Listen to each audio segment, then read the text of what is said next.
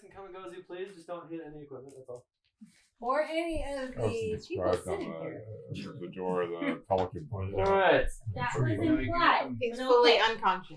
All right. Okay. Give them as much as you want. We want to capture their reactions. Yeah. So this is It's too much pressure for me. filming. So are they supposed to look in the list? Filming the 4Ds. Yeah, No, wait. look at the audience. Look at Look us. at- When, look when at you're us. talking to us, look at us. When you're talking to each other, look at each other. The cameras don't exist. Okay? Just sit over here and just. there are no cameras here, okay? That's fine. So All can right. I sit comfortably or no? Everybody just Mhm. looks straight down. You're all good. Just stay on the couch. That's all. All right. I have a question. Go ahead. Yes. Okay. Yeah. Do you want to like go down through each sibling and say like your favorite, funniest, or fondest memory of them as a child? Yeah. Each other. I was gonna say start young and we Of can each like other. work our way And up. if like- that walking in the bathroom comes So, like, up, start with no, Dawn, that and will then- not come up under favorite memories. It I'm absolutely sorry, will it not. is one of my favorite memories.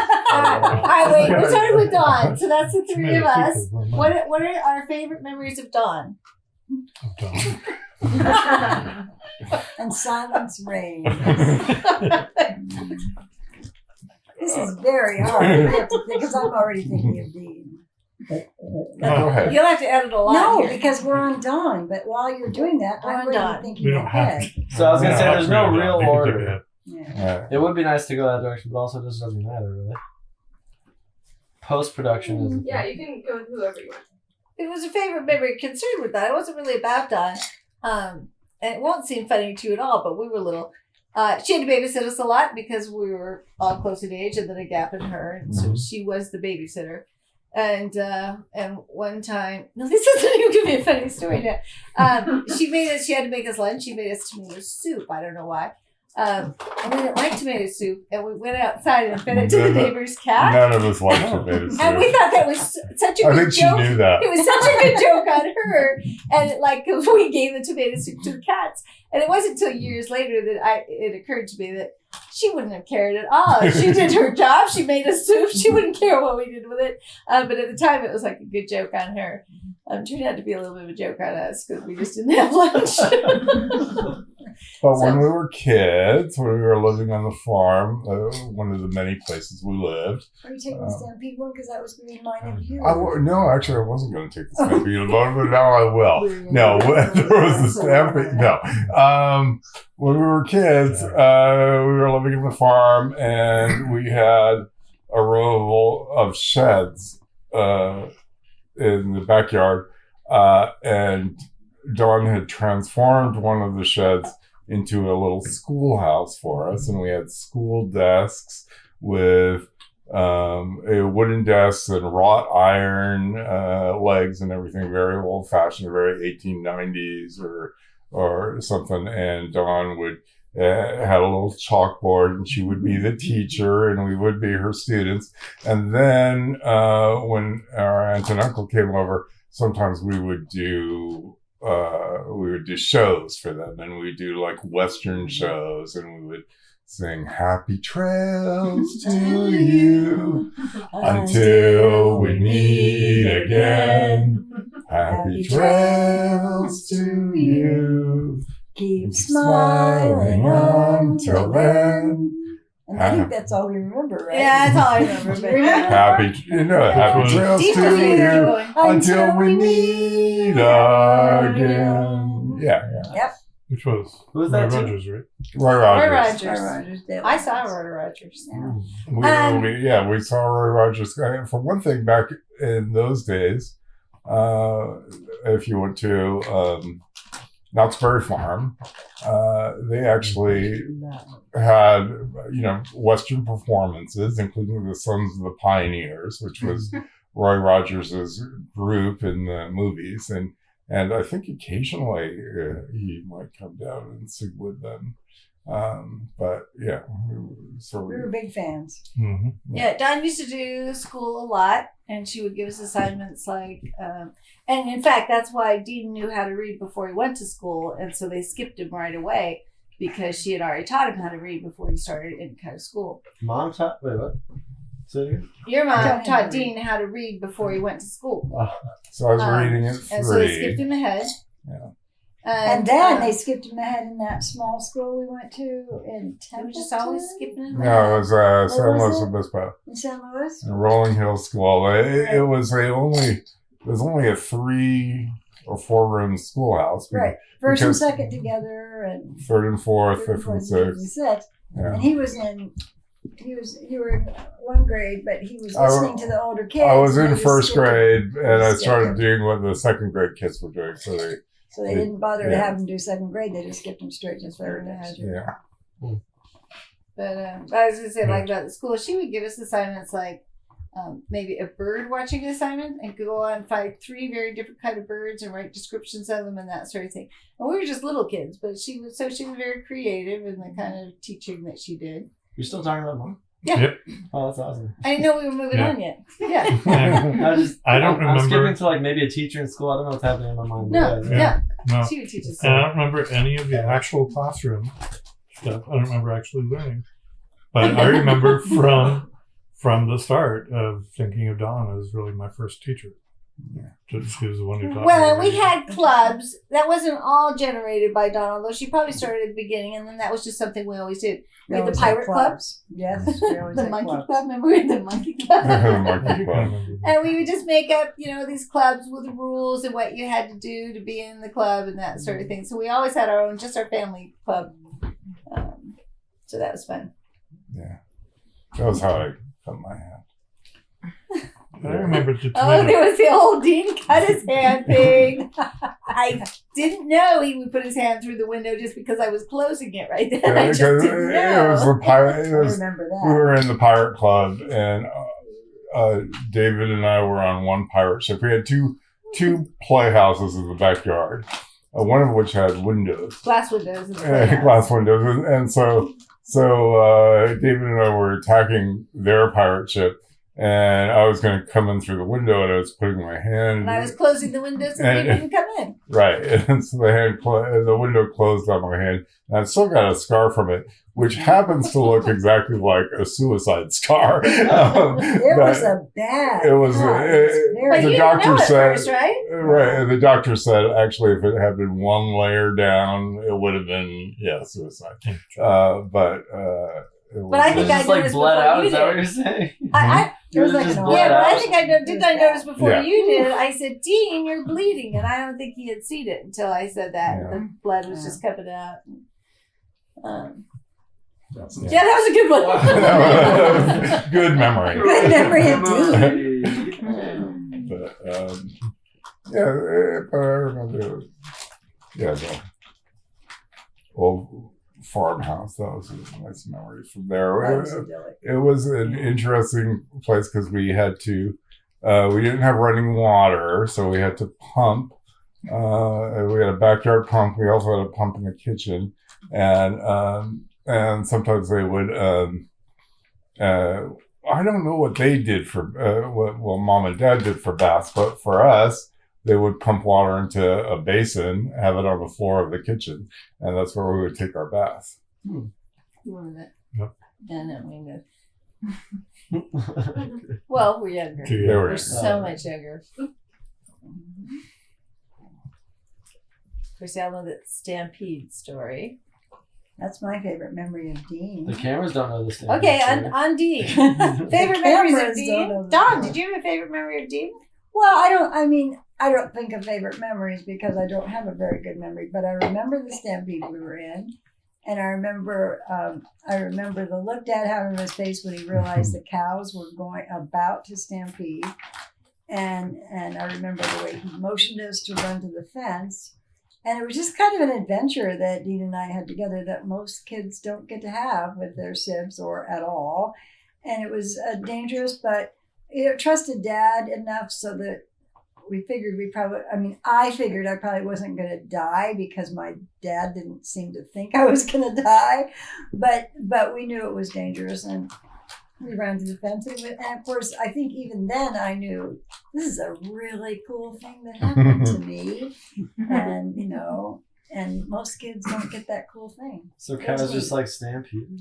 Cows get something, they We sense get something, spooked, they yeah. get spooked, or they Well, sense something, and then they all just without talking, of course, they all just decide to take off, and they do. They stampede. See, now my memory is, and maybe I'm misremembered. My memory is that by the fence there was a water trough for the cows, and that's where we went into. We went into the water trough. I just don't remember that, but that should have happened. That probably is what happened.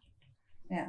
Yeah, we didn't run under the fence because he said go to the fence. So are you saying we climbed into it? No, I think he lifted us up and put us in there. Okay. Yeah, just No, to that keep us out rings of true. it. Yeah. Well, should we tell other almost dying stories? Yeah. I have one. I think that Those is are the fun. good ones. Yeah, it wasn't that exciting. I think you've all heard before. We've covered suicide and stampede already, so it's Debbie's turn now. We were at a lake. That wasn't a suicide, though. Just to clarify. I wasn't an attempt at homicide. I did not do it on purpose. Accepted on film. We Well, now we were- have you guys recorded, so. we were at a lake. We were at Lake Mendocino, and the three of us were like, there was a log that was floating, and so we were kind of holding on and kicking out. We got farther out in the lake, and so our dad said to come on back. You're too far out, and so we turned around. And we were kicking back. So they were on the sides, and I was in the middle. And I thought, I wonder if we are too far out.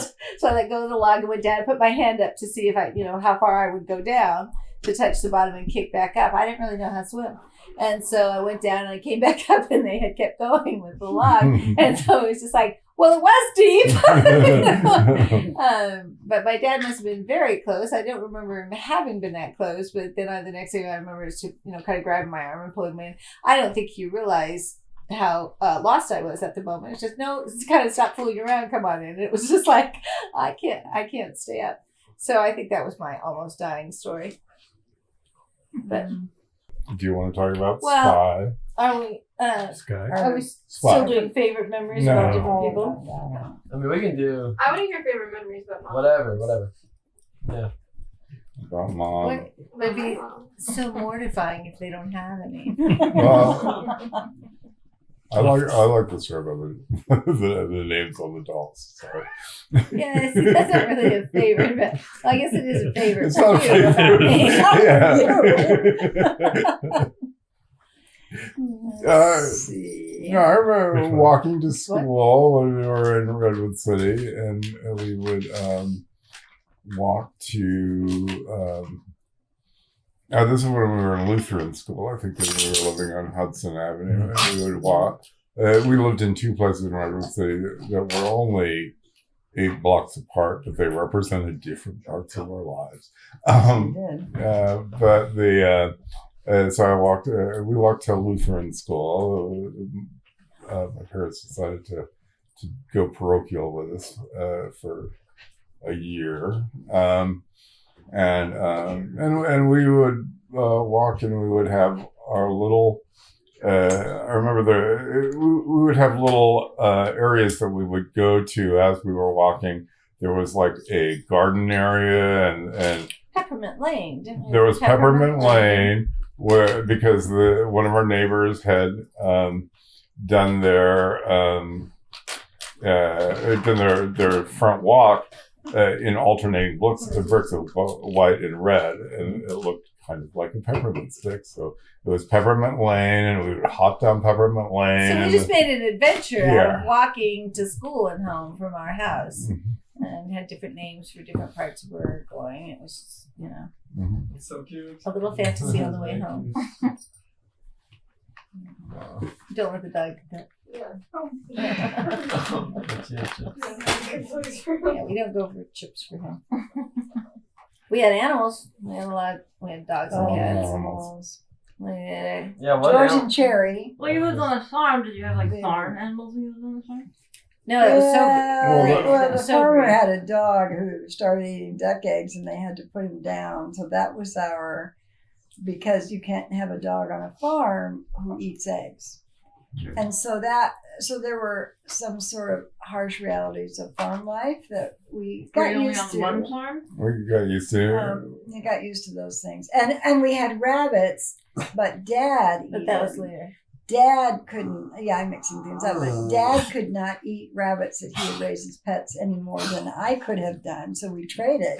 We traded with- Not Yeah. at that point you couldn't. But Yeah. earlier, when we were living, that was Redwood Valley. No. Redwood Valley, we had the No, rabbits that sorry. we exchanged with neighbors. So they would kill them. Yeah. But somewhere where I live, the same thing happened. The farmer would eat our rabbits and we would eat his. That happened when I lived Oh, yeah, right. Right. But it happened because what happened was that Don and I we were in 4-H, and we had a pet chicken and a pet rabbit, and Oh my gosh, I remember that. and we dressed them up. We had them in Dean a had parade. a cute little chick and it had a purple cape. I Mhm. remember. Yeah. And we actually won ribbons. I can't remember who won the red and who won the blue, but You won for that chicken. yeah, we both won. I can't remember who got first place and who got second, but we both of those animals eventually ended up on our dinner table. And when the chicken Who's out the was Don't tell anything too gross, and I mean it. no, just when the chicken was out there, then we knew that it was our chicken, and we started to cry, and we could not eat it.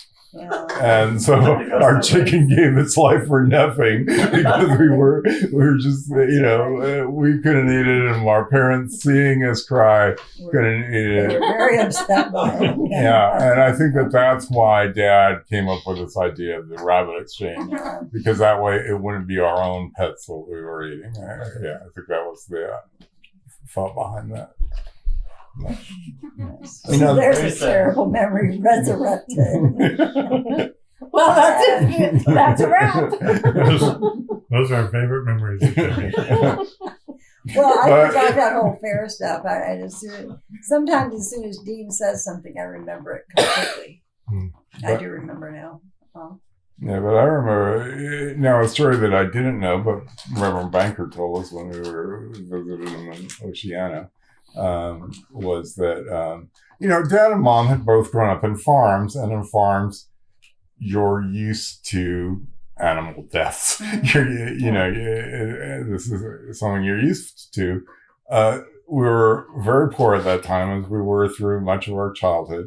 And my parents, but we were very poor at the time, but we sometimes had people over from the church on Sunday dinners. There were like rotating Sunday dinners where various families would host a dinner. And so my parents had bought the steak, which they were going to have for the Sunday dinner for people from the church. We had a dog that actually left onto the table when nobody was around and ate the steak, which was A major thing. a major thing. Yeah. My dad decided that we couldn't have a dog like that, and he was going to, Yeah. Because we were farmers. So he actually put arsenic into its Wait, I don't food. This is But the thing is that Oh, arsenic with dogs apparently can make them become more lively, and that's exactly what happened with this dog. It did not have a negative effect on the dog. Instead, it was more bouncy, and so he learned from his It was that mixed lesson. bag not living on a a farm. depressing story. But those our farm days were my best memories. And I think that's where my love for country music comes from. Yeah, my dad loved country music, and when I was a kid, I did not. I hated it when you put it on the radio and stuff. But now I actually like country music too. Yeah. Yeah, I kind of inherited that.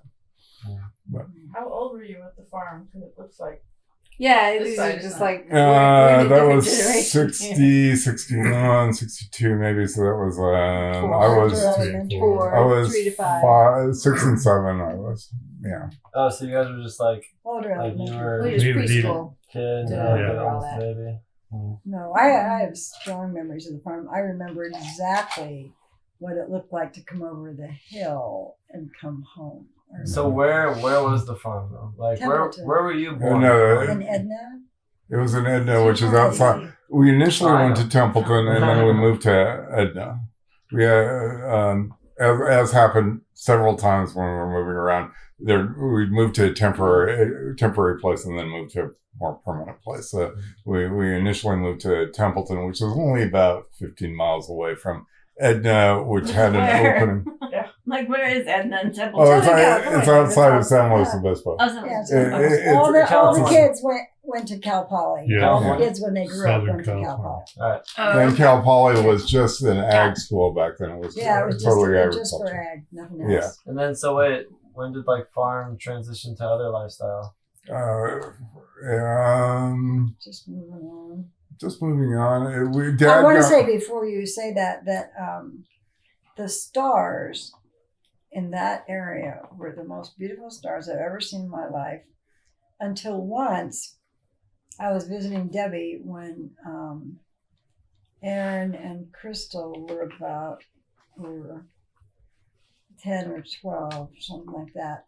And I was driving down to Santa Barbara to see Deb, and it was night, and I looked at the stars, and they were so beautiful. And I pulled, and I'm very fearful about being alone on highways, but I pulled off the road, and I got out of the car, and that night you could see every star for forever, and it really reminded me of our farm days. And I just stood there for a while, and then got back in the car and kept driving. Yeah. But that is a huge. I remember very well what those skies looked like. No, I still do that sometimes. Going up the I-5 or something. Yeah.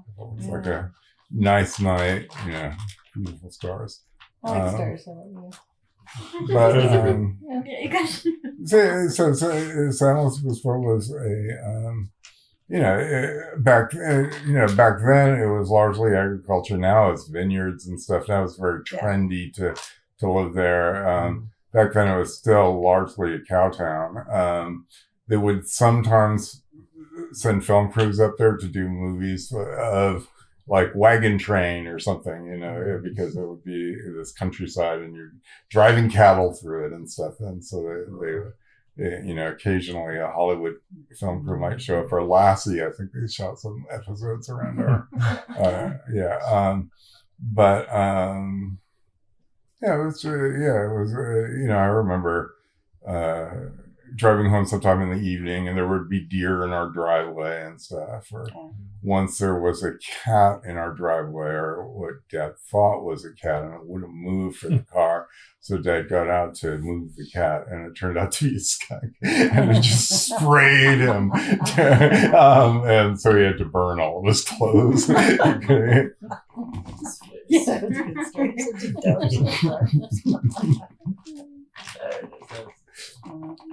When did when did farming like transition to other stuff?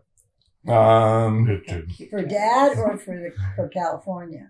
Yeah, just like you guys were talking all about farmlands, and you don't seem to have too many. Memories. It was only that 2 years that we were living on the farm, and then we lived. And Dad involved Dean and I in a way that he did not involve them because they were little. Right. So he was a hand. He wasn't the farmer. Oh, yeah. So he would get up and take and in those days you didn't just leave cows in barns all day. Mm-hmm. And so sometimes he would get us up and let us go out and gather the cows in the morning to come in and be milked. And they came in a couple of days. They came in a couple of times a day, and we would help him get them and take them back. I mean, we weren't helping him, but he was involving us, and he would not have done that with them because they were little. And again, we were kind of, we'd been kind of poor, and as a result of being poor, when we were that young, which actually continued. Debbie says that, she realized that she became an adult when she first was able to buy real milk. We drank unpasteurized milk. Or powdered milk. Powdered milk. It was powdered milk. Powdered milk. I drank powdered milk. We drank Yeah, powdered we did. milk and only had margarine on foods, not butter. until we lived on the farm where we would get milk fresh from the cows every day. Yeah. And I was so used to powdered milk that I actually didn't like real milk. And I was so used to, and Mom would, we actually had a butter churn, and Mom actually had churned up some butter sometimes. And I was so used to unpasteurized milk that I never in my life have ever liked milk since. I mean, like store-bought milk, I don't like it. Okay. And we did not realize, I don't think we realized how poor we were until later. It's like you don't know, and then you look back and you think, oh my gosh, we were not middle class then. Yeah. But then we moved. Dad we were always moving, and we moved to a couple of places in Arroyo Grande, which was near, it was kind of in the farming area and sometimes, but it was more suburbanish. And beach towns. And beach towns. Right. Yeah, beach towns. It's called the 5 cities, and 2 of the cities were absolute beach towns, and people would come there. And like for our youth group in junior high, one of the dads would take us on dune buggy rides, like on the beach. And, they're huge dunes, and you just take buggy. That was really cool. That's awesome. Yeah. It was. You guys would have loved that. Yeah. Even when we were on the farm, we were only about 10 miles from the beach. It was not very far inland, and so It's fun. I heard those. yeah. So we'd go there, I remember in second grade writing a paper, because we had to write papers about our hometown or our home county. We did a paper, like this little pamphlet-sized thing about San Luis Obispo County, and you had to describe each city. And I was writing about Arroyo Grande and how in the downtown there were these skyscrapers, which meant that they were like 4 stories tall. They were those were like the tallest buildings I'd seen. So, yeah. So where were you guys? Where was everybody born? Like city and state? I was born in D.C. Washington, D.C. Yeah. And I was born in the same hospital as my dad, same doctor. Hollywood. All 3 of us. Hollywood Presbyterian Hospital. Yeah, but back then, a lot of LA County was still farmland. We've got a picture actually in the other room of Dawn and I playing in our backyard in Gardena, which is now just, full of houses and gas stations and whatever. So they stayed in LA while all 3 of you were born? Or that We're area? all 3 born in the same hospital. No, I know, but they stayed in the same area. In in the same area, not in the same area. No. Each of us we were living in a different house each time when We it was just went home born. from the hospital to a different house. Yeah, but always the Hollywood Presbyterian. But Were these the Disneyland days? these were the Disneyland days. These were the Disneyland, brand new Disneyland days. And if They were you very see old pictures of Disneyland being built, it's surrounded by orange trees because this was Orange County. Oh, I remember those huge orange groves. Yeah. Yeah. And there were a They couple. took out orange groves, and they took out some houses too. But that's what they cut down. They cut down the orange groves to build Disneyland. Mhm. Our old Anaheim house is still there. It hasn't been Yes. replaced with anything more modern. You could walk from there to Disneyland. But it was a newly built at that time. It was a It newly was brand built. new. Yeah. Right. They had just built this area, and The local store was a Piggly Wiggly. And they used to be a chain. And when Chris wasn't when you and I went to Wisconsin, there was still a standing Piggly Wiggly, and we shopped there. it's still very popular in the South. In the Yeah. South, it's very strong. Yeah. But we used to get out in the backyard or in the back Back porch, You'd see and watch the fireworks every Every summer night night. in the summer. Yeah. That would be the last thing before we went to bed. They're close enough. It was close. We were like a block away. He was walking. It was walking distance. We would walk, and at that time, you could. Well, you got E tickets and A Those tickets and tickets. B tickets. Well, at that It time, was- you did. I'm not even sure. Did you pay for admission or not? I'm not sure because you paid by Yeah. the ride instead of today. You pay just by admission, and then you can go to all the rides. You get the tickets at the front. Yeah, Right. but also Carnival. Carnival. A tickets for like the carousel, and then all the way up to E tickets for the big For the gun Matterhorn. rides. Or, And Yeah. so you had, it's not like you couldn't ever buy another ticket, but most families didn't. Our family did Mhm. not. And so you had to plan what you wanted your tickets for because when they were gone, that was all there was. Mhm. I mean, you could buy more, but Yeah. if you the had cheapest the way to money. buy a little booklet with a certain number of A, B, C, D, E. So you pick out what rides you want. Yeah, the A's were 10 cents, B's were 25, Yeah. 50, and 75. I think 75. Has the Matterhorn always been the same? Matterhorn was always the E. Oh, Yeah. No, I mean like They changed the same- inside, like, but inside, I mean, like, They changed some of the They inside. changed some of the They displays put in inside. like You said the the sky would go through. they used to have the sky would go through Yeah. now. I remember that. Yeah. Was each of your favorite rides at Disneyland in your childhood at least? Alice. I think Peter Pan. Yeah. The mine train ride. The what? Might have been Alice for me. The mine train ride, which now parts of it they reused Thunder for Mountain? for Magic Mountain. Yeah, But- yeah. You talking about Thunder Mountain? Thunder- Right, No, it's right. It's not But there. It wasn't before that Thunder then. It Mountain, wasn't that then. there was a longer, slow train ride. Did not. Yeah, Like the yeah. line. Yes, Not a roller I remember. coaster. There was a longer. And the rainbow parts you can go through were part of the old ride. They Oh, reused. cool. Yeah, there Oh, also wow. used to be a donkey ride. Yeah. You know, you Yes, could get on I a chain forgot of that. Real like donkeys? 20 donkeys or something, forgot real that. donkeys. Whoa. Yeah. And I Okay. used to like the submarine ride, which you probably, it was still there when Yeah. you guys were tiny. I've been on the think. submarine ride. Now it's Yeah. the Finding Nemo But ride. I just Yeah, thought but- it was the coolest It thing was, to it was be it able. was my least favorite ride. It was the scariest ride. I loved it Scariest because experience I ever. felt like that was something I would Being never be able to able do to- in real life, And is to see see what the, was like, sea underwater. monster. It was cool. Very cool. Yeah, what about you? I don't think. Did you I said it was probably Alice too for me. And David, I'm didn't trying you to really like that modern house? Remember the house of the Oh, future? yeah, Remember sure. that? Yeah.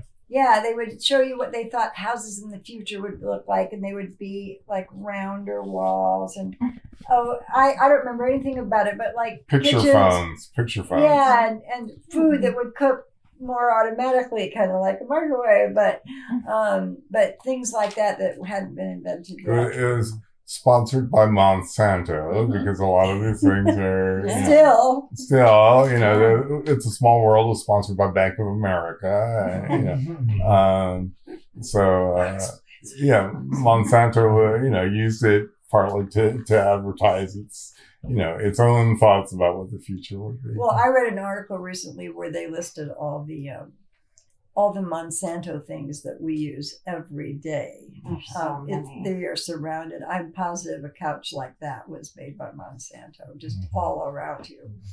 But they were a big name. Mhm. You know. Yeah. But, So my best stories are ones that I don't actually remember, like being able to walk out onto our back porch and see the fireworks over Disneyland. Yeah.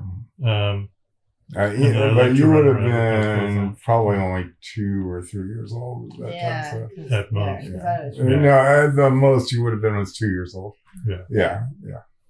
Well, I have a very bad memory, but very often if Dean says something, I remember it.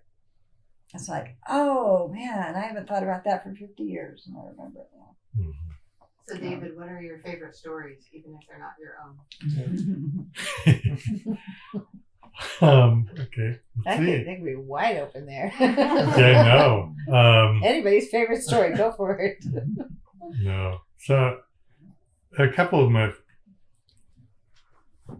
favorite memories, kind of. One was losing G.I. Joe toys in the backyard. Mm. We dug in Redwood City. We dug these giant pits in our backyard before Mom and Dad eventually made us follow them in. Yes. Yeah. But played with Army soldiers in them and did other stuff, and I had G.I. Joes. And I lost a couple of G.I. Joes in one of those pits. The pits. Mhm. And we had dachshunds, George and Cherry. And I would go out and sing They were I dachshunds like to or go- they No, they were basset hounds. Basset hounds. Basset hounds. Oh, that was My later favorite dogs for a long time, but in Redwood Valley. in River Valley. But I would sing to them, and George would fall asleep leaning up against a post and snoring. Sitting up, What a good dog he was. yes, I loved Basset I Hounds. love those dogs. But Sherry once, so in Redwood Valley, we were keeping rabbits in our backyard because that was, again, another farmland kind of situation. And so our next door neighbor had horses in her yard. And so she would sometimes let us climb the fence and get on the horse, and ride it around. And stuff. Bareback. She's Life. She had 4 big. Well, she was our science teacher. She was the 7th grade Right. science teacher. yeah, She had 21 rats, and pet with rats, the cages all stacked on a wall, Right. which is very cool.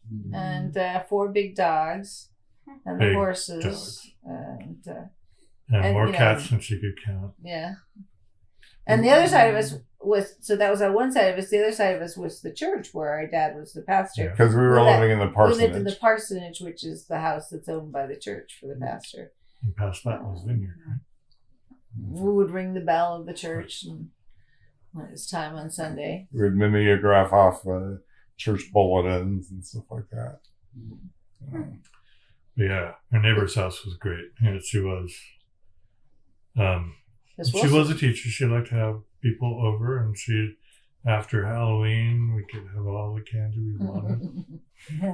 We lived on School Way because we lived on the same street as the school, so we Yeah. just walk up the street to the school. Yeah. We walk in the other direction. We're East Road or West Road? It must have been East Road. Main streets were East Road and West Road, and never the twain shall meet. They actually did. If you went far enough on East Road, you hit West Road and then come back. And there wasn't much to Redwood Valley. Where Yeah. is Redwood Valley? It's you 12 Kyle, miles you know, northeast that's- of Wait, Bryan. Yeah.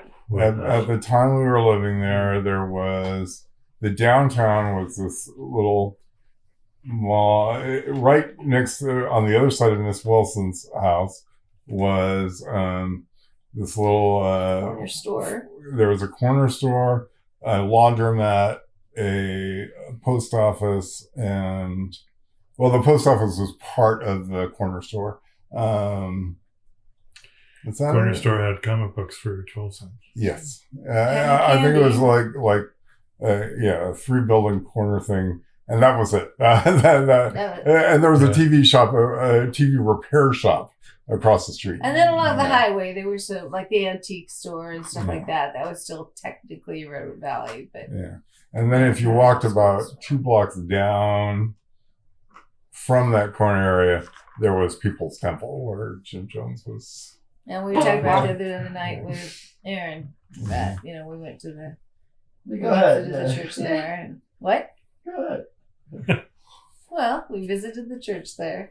They brought us food when my dad stopped being a pastor of that church, and there was some problems in the church and getting phone calls. You can talk about that part, kind of anonymous phone calls and bad calls and stuff. Anyway, there's kind of a division in the church when we moved, so my dad didn't have his job. People from the People's Temple brought us food, boxes of food. So, and we went and visited there. The nice thing about it was the appeal was this was the end of the 1960s, and you could walk in and there were blacks and whites worshiping together And Native in a Americans lively, and affectionate Hispanics. way. Yeah. And that was very appealing in those times and not something you saw everywhere. The kind of comfortable racial mixing. And I think that accounted for a lot of their growth. So, yeah. But we were talking about a lot of the other, factors too. One thing that our dad said after we visited was, how much Jim Jones talked about, like in preaching, talking about himself, how he was center stage in all of it, and something just feeling, really off about that sort of thing. But, kind of spontaneous healing of things. Dean and his reporter friends can kind of say more about what was involved there, but it's kind of gross, the whole pulling cancer Yeah, out of a baby, that's right. pulling cancer out. That was apparently chicken liver. Held up his sleeve. He would reach down into this was done, I think, for our benefit because he was trying to convince Dad to become part of People's Temple. We lived with high-profile visitors when we visited there. Yeah. So he right. So we visited his temple. Dad had gone a couple times, just as he went to a couple other churches throughout the area. That he saw that as part of his ministerial duties, just to see what other people were doing.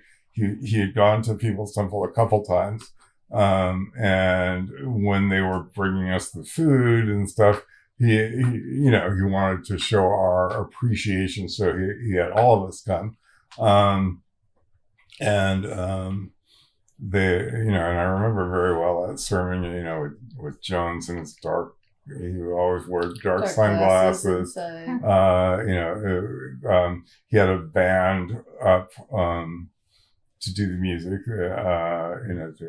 everything is beautiful in its own way, and then born free as the wind blows. I think those were his two favorite songs, But he was open. He was very open to young people. I went to a dance there once, and it was rock music, and lots and lots of local young people went there. Mm-hmm. Yeah. He his band was very good. He had an actual kind of jazz rock band or whatever. It was fun. But in the sermon, as I was telling Aaron the other night, is in his sermon. I remember I could see it. I could close my eyes and picture it today. He was standing up on the podium with his dark sunglasses on, and he was talking about how Moses was the same person as Muhammad, and who was the same person as Jesus, who was the same person as Buddha, and then he would say, "And I'm that person too." And that's what Dad was talking about how it being all about him. And then there was right directly in front of us, in the row in front of us, there was a mother and a baby, and the baby started crying. Such a gross story. and Jones said, and again, I think this was for our benefit because it was positioned right. They were positioned right there. And this was a church of several hundred people, I think. It's a big church. It was fairly big. It was probably one of the biggest church we'd ever been to, I think. I'm sure it was. And he, and so Jones is on the podium and he says, "I believe that child has cancer." And so he walks down into the audience, and he reaches up his hand into the air, and he puts it down the baby's throat with his two fingers, and then he pulls up. Okay, they don't want me to. I was sitting right by her. To me, Some unpleasant organic material. Which, as it turned out, a couple of years, 10 years later, let's see, 68, 70, yeah. 10 years later, I was involved in some of the reporting on Jones, and a couple of my fellow reporters, discovered that what he would do is have a little chopped up chicken liver under his sleeve. He puts his finger down, the chopped up chicken liver comes up here. "I believe that this is cancer." And then this quote, nurse from Ukiah Hospital, who was just happened to be sitting right down the row, about 3 or 4 seats down, wearing her nurse uniform. Not dressed for church. Yeah, she stands up and she looks at it, without the benefit of a microscope. Yes, I think that is cancer. And so everybody applauds. The band makes a little bit of music, because he's cured this child of cancer. And even as I was 13 at the time, as a 13-year-old, I was thinking, there's something pretty screwy about this. And my dad was, my dad just, well, I don't think he really believed in any faith healing period, or he was always suspicious of it. He believed that maybe there was, sometimes when a miracle like that could happen, but he was, I think, skeptical in general of faith healers. And he just said that he felt a presence of evil in that church. And so, yeah, that was the last time, right? Last time we went. But, well, he would call people up, and Jim Jones, not Dad, and like tell them secrets about their lives, kind of thing. And Dean was saying how later they proved that he had a lot of private detectives going out and finding some information, and as he did to Dad, because Dad didn't never tell us exactly what it was. Right? A couple of things involved. Dad had gotten into a car accident or something back when we were living in San Luis Obispo. When we were driving over the Cuesta Grade or something, he had gotten into some kind of car trouble. I can't remember what, but Jones knew all about this. And Jones told him about this, and this was like, 10 years later or something. But obviously Jones had somebody who went, who was Check looking records. at insurance records and stuff like that. And, but with Jones, it was that, God, the Spirit of God was talking through him, and he was able to look into people's minds and stuff like that. It was kind of interesting. Yeah, but eventually, when I first became a reporter, then Jones found out, and I actually was writing for this. I was writing for New West magazine in San Francisco, and they were doing the first expose ever of Jones. He got very, very good press. He had been a campaigner for Jimmy Carter, for a lot of leading Democrats in the Bay Area. He had a reputation of being, this good social works person. But my There report, are lots of programs, because he moved to church. Then he actually started in Indiana, and then he was at Redwood Valley, which is in the middle of nowhere, and then he moved to San Francisco and had the big Oakland. No, San Francisco, yeah. And then they had a lot of social programs and that sort of thing. And as I said, the whole comfortable racial mix was a very appealing thing at that time. And so I was writing about the Ku Klux Klan in California. That was my story. It had just appeared in New West, and Jones was always interested in Ku Klux Klan, in neo-Nazis and stuff, because this was a way of telling his congregation, there are all these evil people around you. Here you can be safe. Outside of here, there are just these evil people. So he called, and he knew that New West was planning on doing this expose. So he called up the editor and said, for one thing, he said, I know this guy, Dean Calbreath. I knew his father, and I was wondering if we could reprint some of that article in the People's Temple newsletter.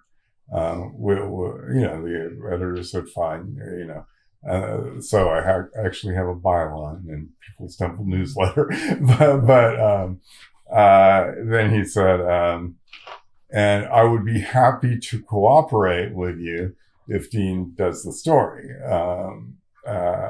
which the editor, of course, was not interested in that at all. And she told me all about it, within an hour or two of it, a phone call. But she wanted to let him think that might happen. So I buddied up to some of the people in the church while the other two reporters were continuing to do their investigation. How old were you, at that time? I was, this is 70, well, 77, so I was 22. Right. Yeah. So anyway, yeah. So and that's how they eventually got invited down to go to Guyana, but I didn't go. No, Then- just as well. We're happy for And her. then when the first news report was a news bulletin. They broke. It was Saturday evening. They broke into a show just for this minute-long news bulletin. Congressman Leo Ryan is shot and wounded in Guyana. Which he was killed, but they got shot and wounded. And that was the first report. And when I heard that, I just slammed. God damn it, I could have been there. I'm missing the story of the century. Yeah. So, yeah. Then it was a good thing he wasn't there. Because a lot of people died. Yeah, including a couple friends of mine, including my two main contacts in the temple, who had once. And one of them was the actual guy that the other reporters found out. He was the actual guy who would help them fake miracles, who would help them put the contacts in the temple. Yeah, he was. His name was Bill Trott, and he was a former English professor from Santa Rosa Community College. But both he and Mike Probst, both of them, they were my main contacts. Both of them, we were out to dinner once, and they were saying, one of them, I think it was Trott, was saying, I really think that Jim Jones is God. I think he has the Godhead dwelling within him. And he was a person who helped him fake these miracles. And yet I think that, I don't think he was lying. I think he actually thought he was God. And subsequently I did, after all that happened, I sort of switched majors in college. I was still going through college at the time, and I went into cultural anthropology because I wanted to figure out how people do that. And there are shaman, traditional shaman and many native cultures who will do fake miracles. They will fake the miracles as a way of showing their, the power that they could have if but they don't want to use it now.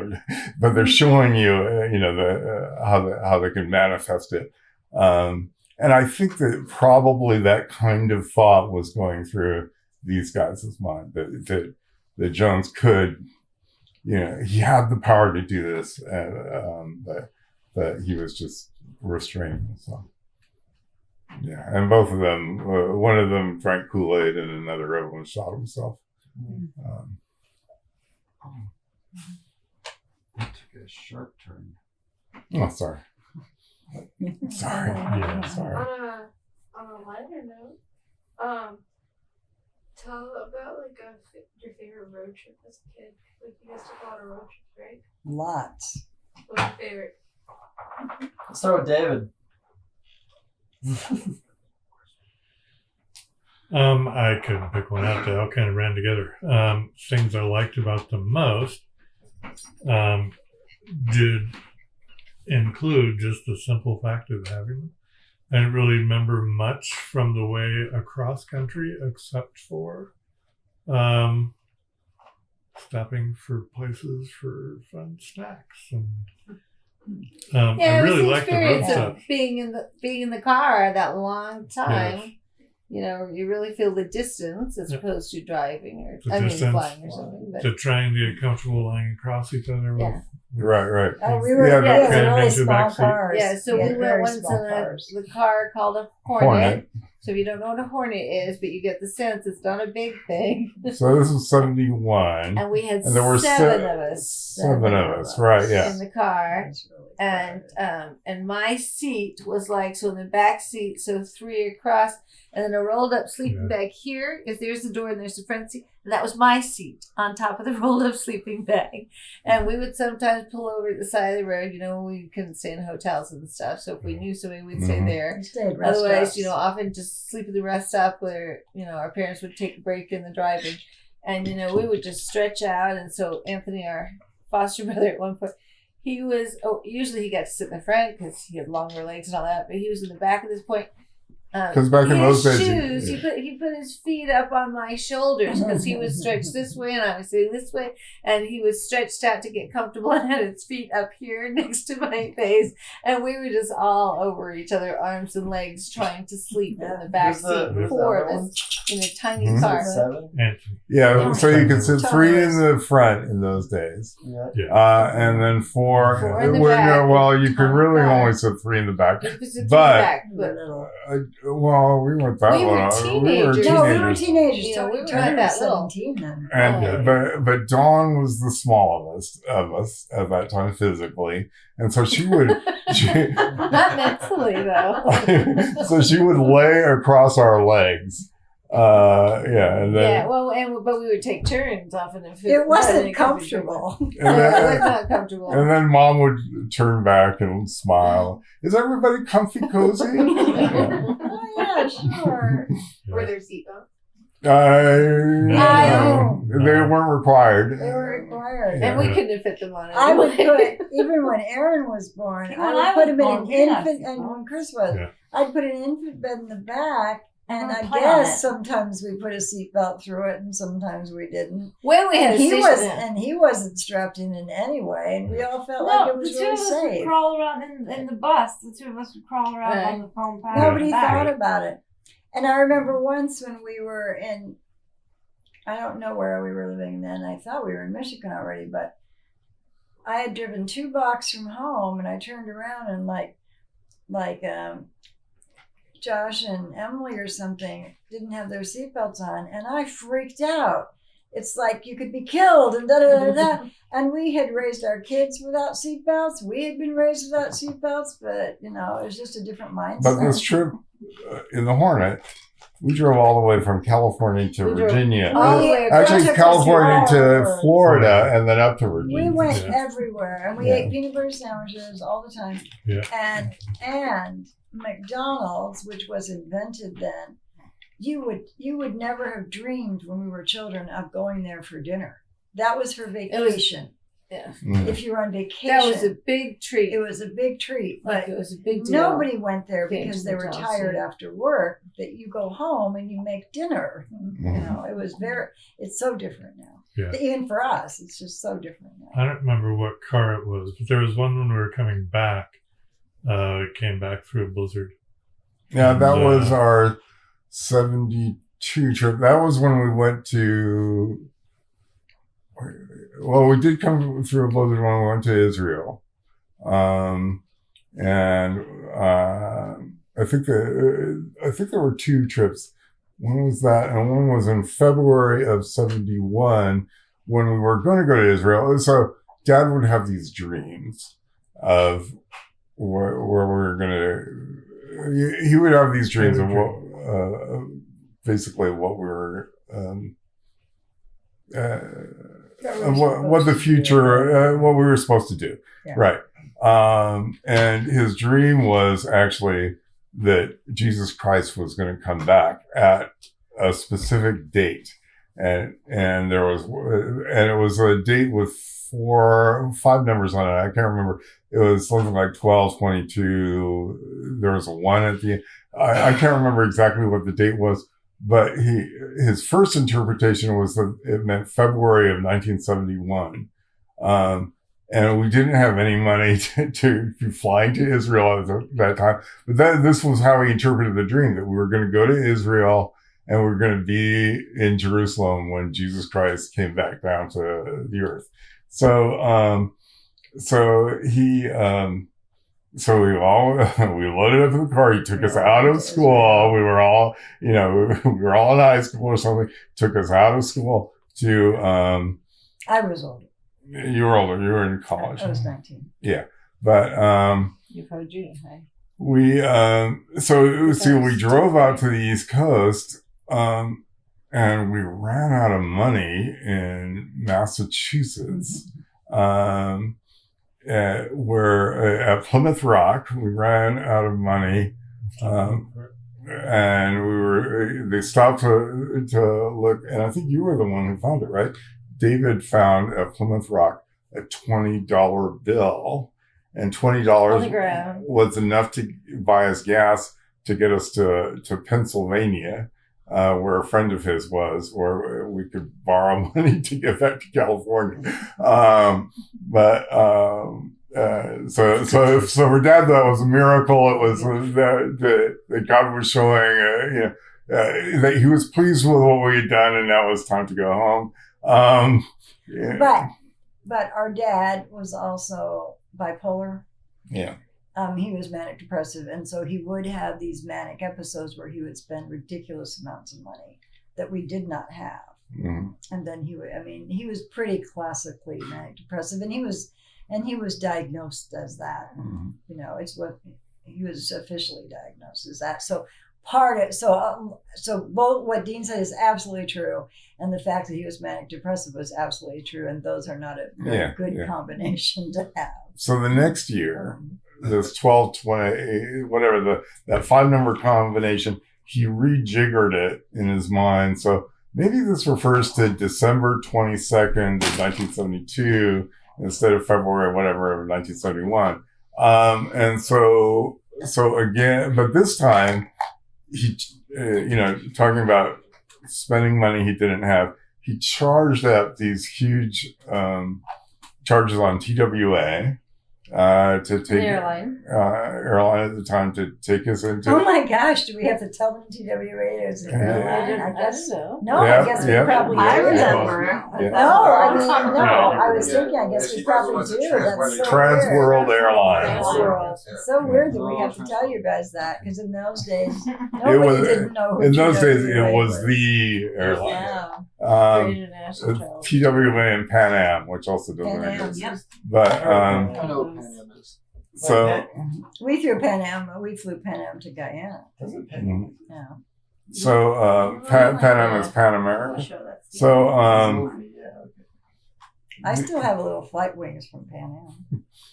so again, we drove cross country to New York to catch this flight to Israel, and That was when I was 19, so I was younger. okay.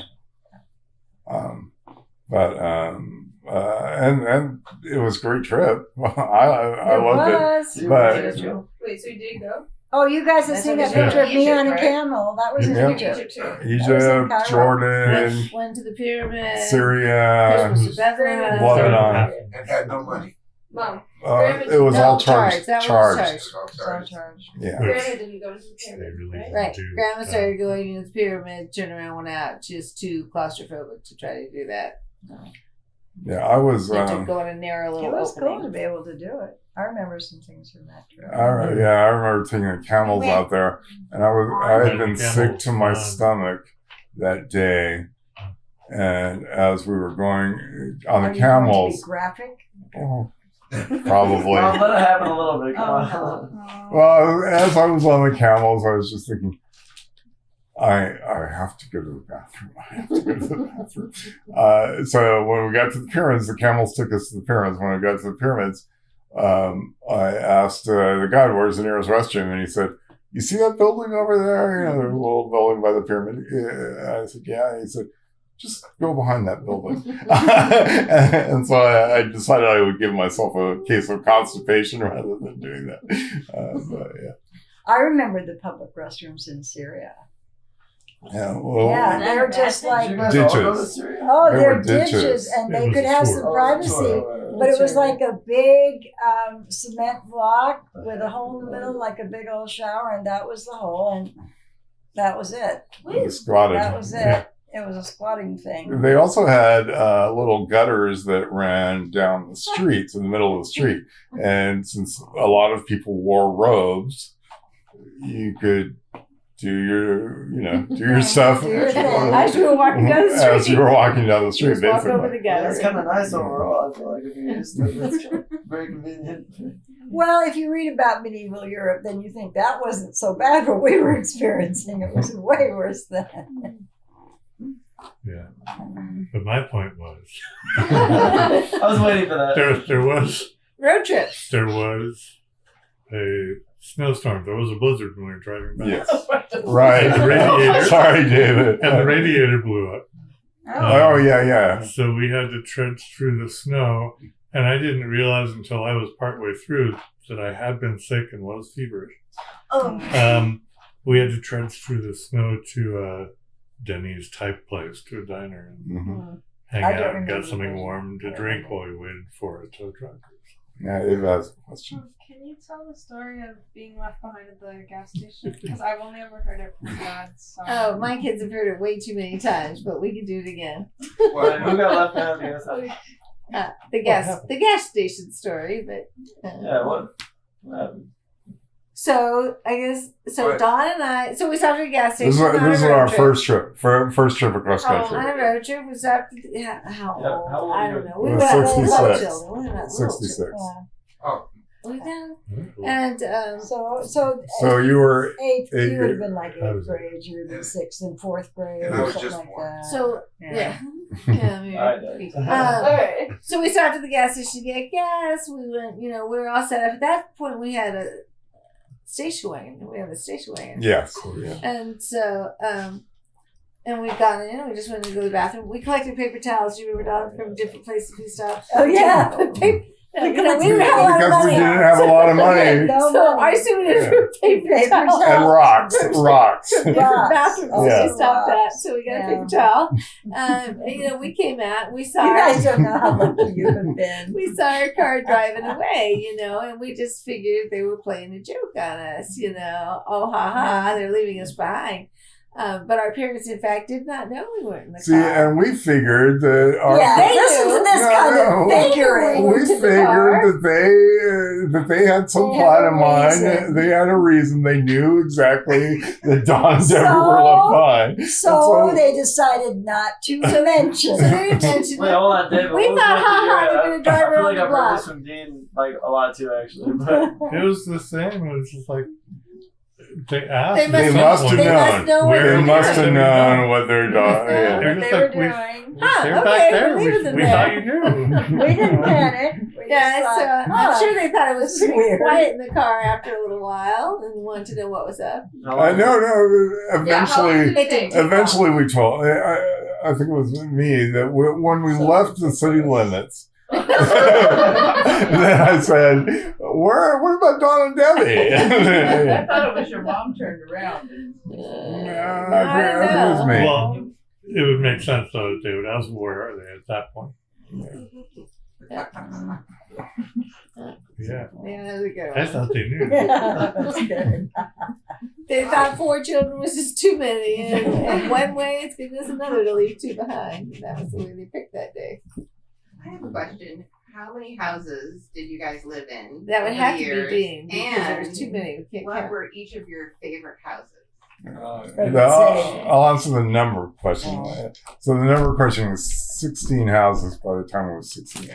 So an average of 1 house a year. Sometimes we would live for 2 years, even 3 years in Piedmont we lived, but sometimes it would be just a matter of months. I So- was in 14 before I was, by the time I was a freshman in high school. I went to 3 different 7th grades and then a different school for 8th grade.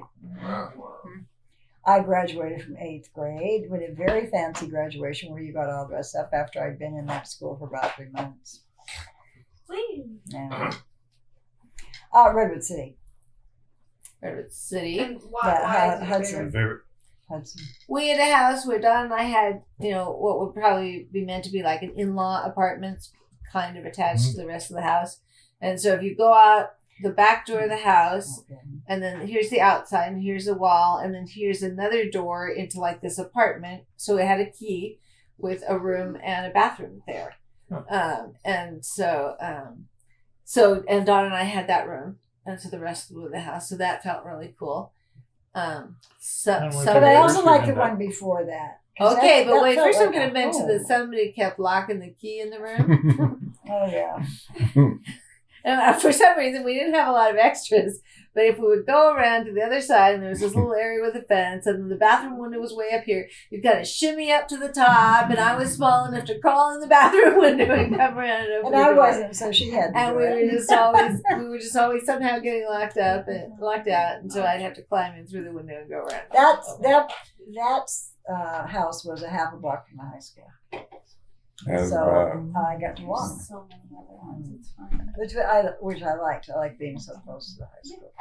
Well, that wasn't necessarily the coolest house I thought that we ever had, but if I'm No, I Chambers. I loved the one before that in Redwood City. and Hudson.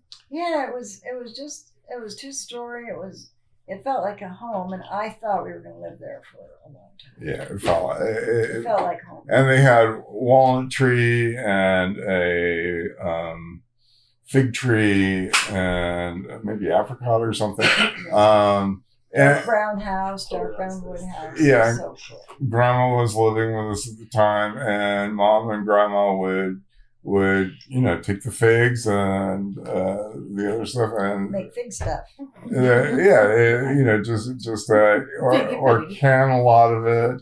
We had lots of mason jars full of fig Stuff. puree and yeah. Was this only in California, or did you go? Only in California. Only California. We lived in We California. moved up the coast, kind of up north. Don and lived. came back. I moved out. We moved out to the West Coast when I was 4. Yeah. Previous to that, Dawn had probably lived half a dozen places at least. Because A lot in Massachusetts. Massachusetts, Virginia, Washington D.C., DC, I thought was a horrible place. British Guyana. Yeah. Well, Yeah, because Mississippi, because we yeah. were poor, we lived. We didn't live in nice sections of things, and so when we visited DC as kids, I remember cockroaches in our aunt's house. So she lived in like a bad section of Washington D.C. in a apartment or something. Those things were huge, and they were in the beds, and it was not. Yeah, it wasn't. Which aunt? It's the aunt. Great. Yeah. Era. Yeah. Yeah. It was not. I think that it was Aunt not. Ava. And you're lived in Ava? Virginia. Ada. Ada. Yeah. It wasn't. They had that house since the 1930s, and in the 1930s, It it was a nicer area. neighborhood. Yeah. But yeah, neighborhood deteriorated. Did you do?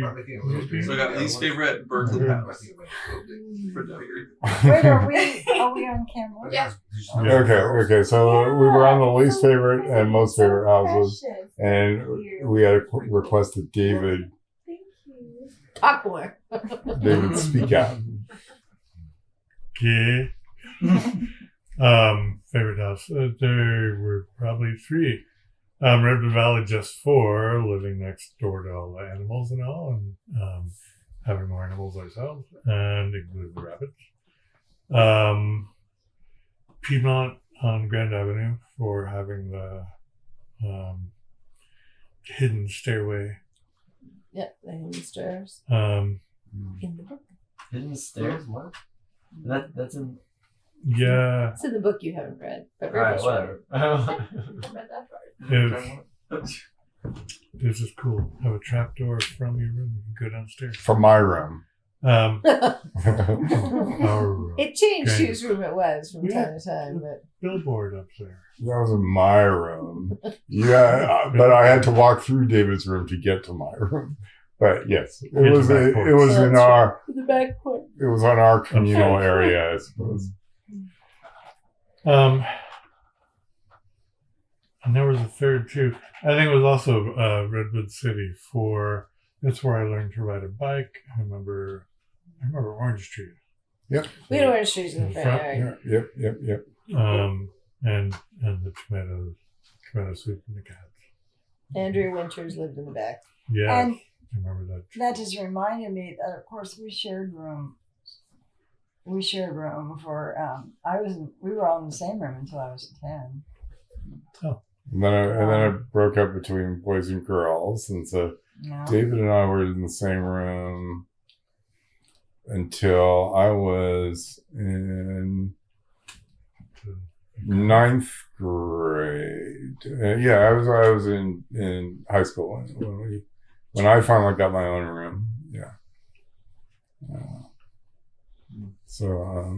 And I got my own room when we moved to Redwood Valley because Dawn stayed behind to go to finish off high school, and we had always shared. So then I had my own room, which should have been nice, but my mother also stayed behind, and so all of a sudden it was me with my dad and my brothers, and I had been living with my grandmother, my mother, my sister, and so female wise, I was just all alone, and so it was a big change to have all of them stay behind.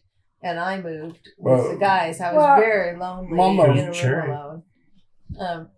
Cherry, but we didn't have her the moment we lived. It was just the beginning. I mean, Mom came and joined us. Mom came, right. But for that time, it was very lonely. I just played records in the room alone at night. It was for the past. I don't remember ever having my own room. In my life, have I ever had my own room? Right. Even when you, I have never had roommates. Yeah. Because I moved into an apartment, because I lived with Debbie, and then I moved into an apartment.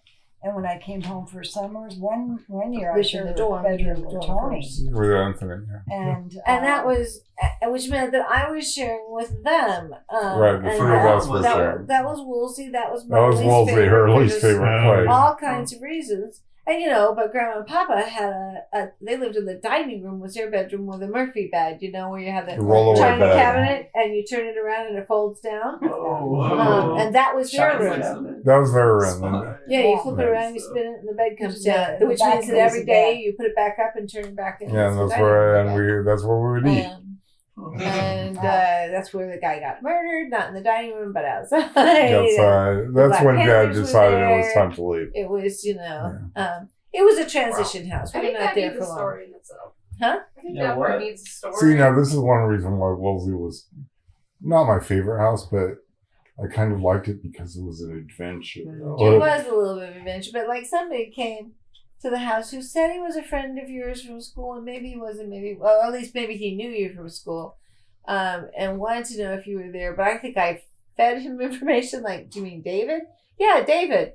And, so can I come in your house and use the bathroom? And I think it was a scammy kind of thing, and I wasn't really kind of savvy enough to get that at the beginning, but savvy enough to get it by the time he was leaving the house of why did I let that guy in here?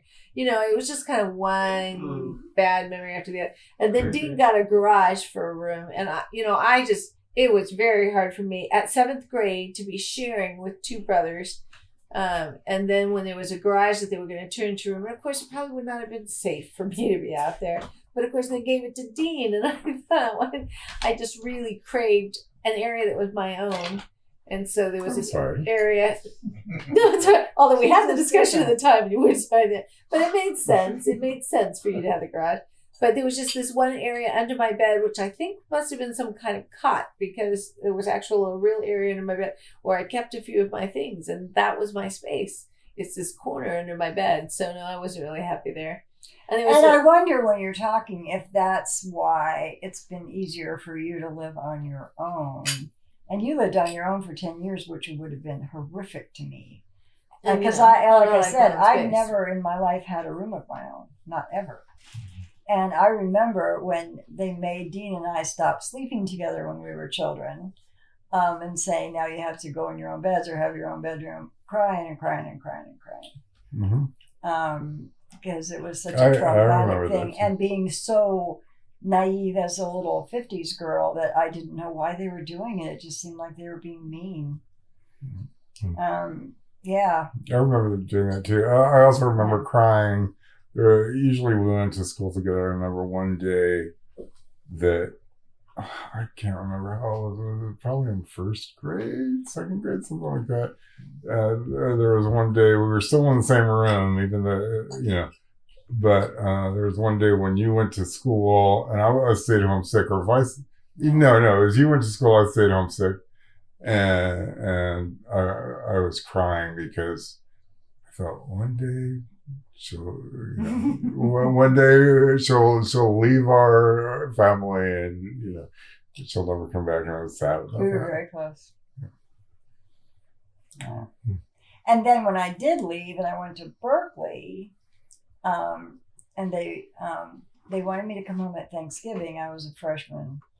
they went. I don't really remember the timing of all that because I actually started school in January. But at Thanksgiving, my mom wanted me to come home, and I did not want to come home because I was having fun at college and I didn't need to come home. Da da da da. And they made me come home.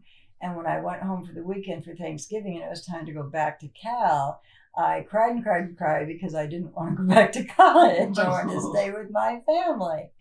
So So we you know, moved to growing Berkeley up. and followed her there. That's why we Growing moved up. to Berkeley. Yeah, Exactly. She went to school there because first. I was there. And we all moved. Where were you living? Just Ukiah, and I was Redwood Valley, then Ukiah. She and then down see, the road. we left Redwood City to go to Redwood Valley when she was a senior in high school, and Dad wanted to pull her out of high school in her As a senior year in a place where she had actually gone continuously for 3 years. Partway which through was- the 14, year. so 14 homes, houses, and almost 14 cities before high school. And then I had 3 years in the same high school. 2 different And I houses. was very happy. And I had a church youth group where I was very happy. And That's then where he you wanted stayed me to with- move. That's where you stayed with Yeah. your aunt or whatever? Grandma. My Grandmother. grandma got an apartment. She had been living with us. Because she'd anyway. been living with And us, then she we had didn't an want to move. apartment. So she got a little apartment and Yeah. Don stayed with her. Right, but Dad was so upset he almost committed suicide. I remember. He went to Again, bipolar. he drove his car up to a hillside. He was about to, he was contemplating driving it off, and you told decided you guys not to. Other three Yeah. children.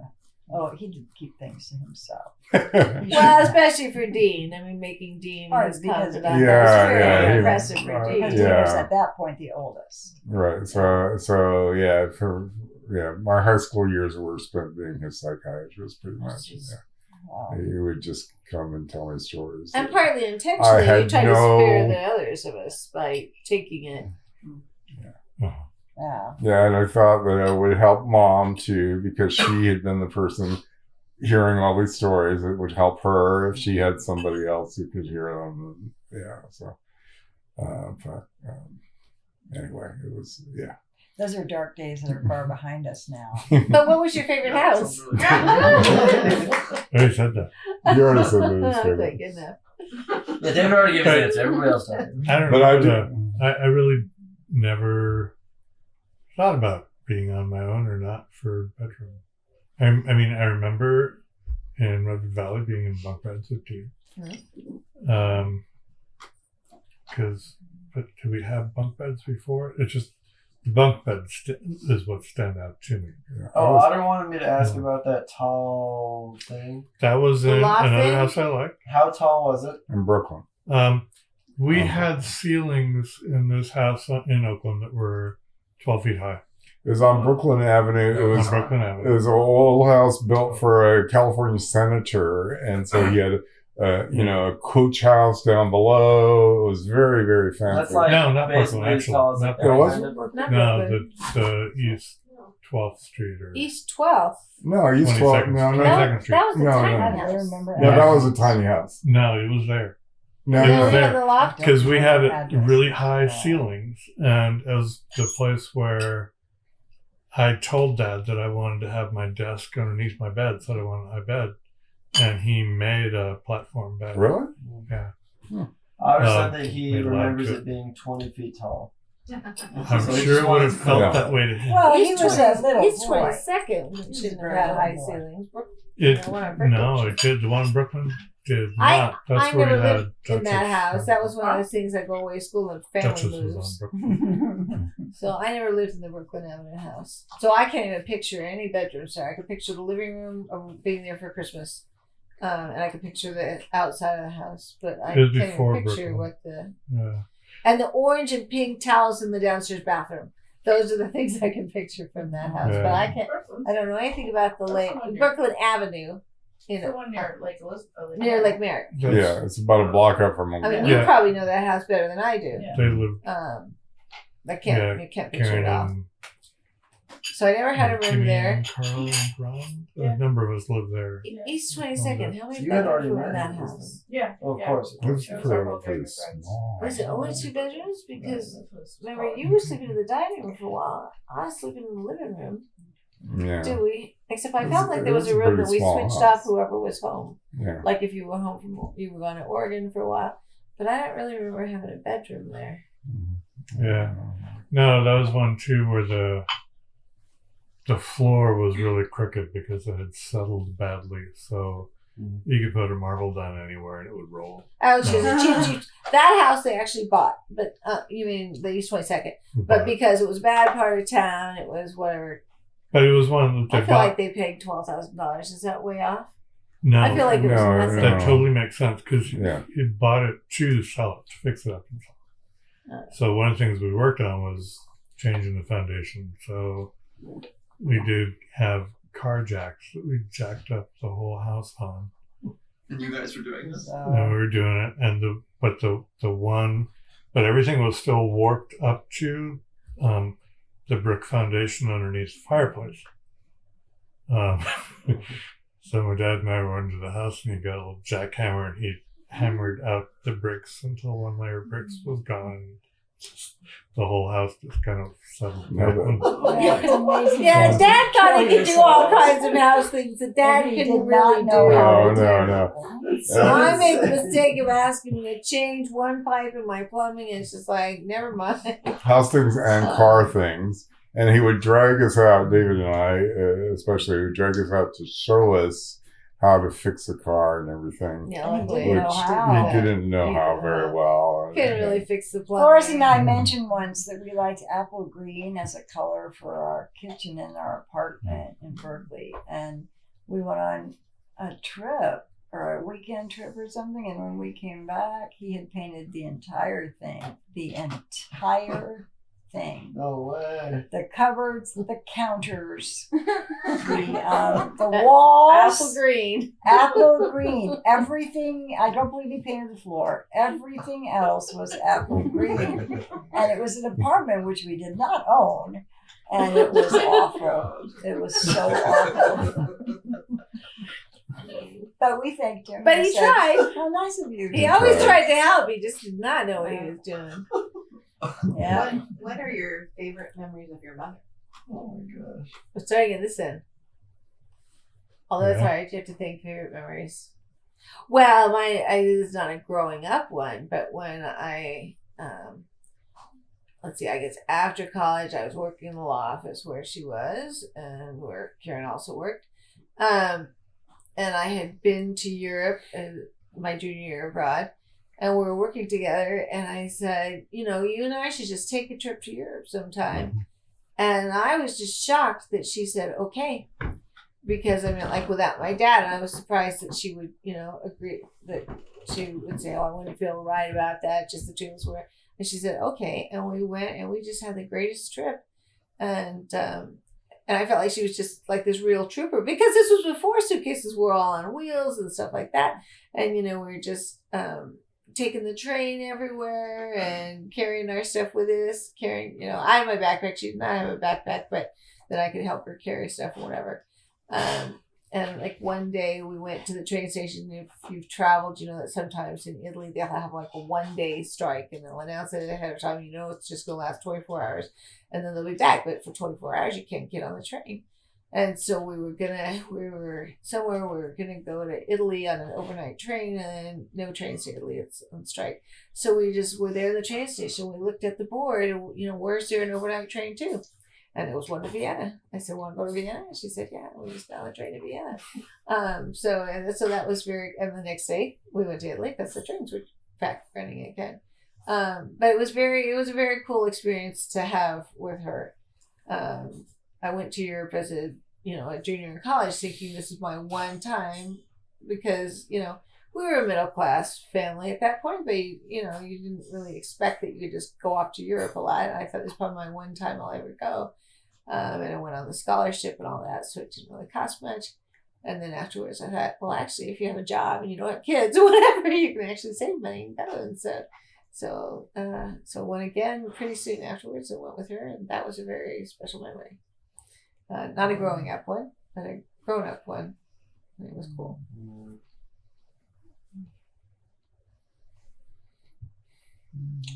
David. I think it was for me also more grown up things than growing up. I think that's okay. Yeah. Covered a lot of I think all the other things just kind of run together. It's like, Yeah. all the ways Things do being run taken care of together. and everything Yeah. else you just kind of take for granted. It was just always there. But some things I liked was when she was decided she wanted to get her degree and was looking to online courses and other stuff, and it was I liked working with her to help her find where she could get the materials and help her kind of load things up when she needed to, get the TV program on at the right time and other stuff. It was very fun working with her for it.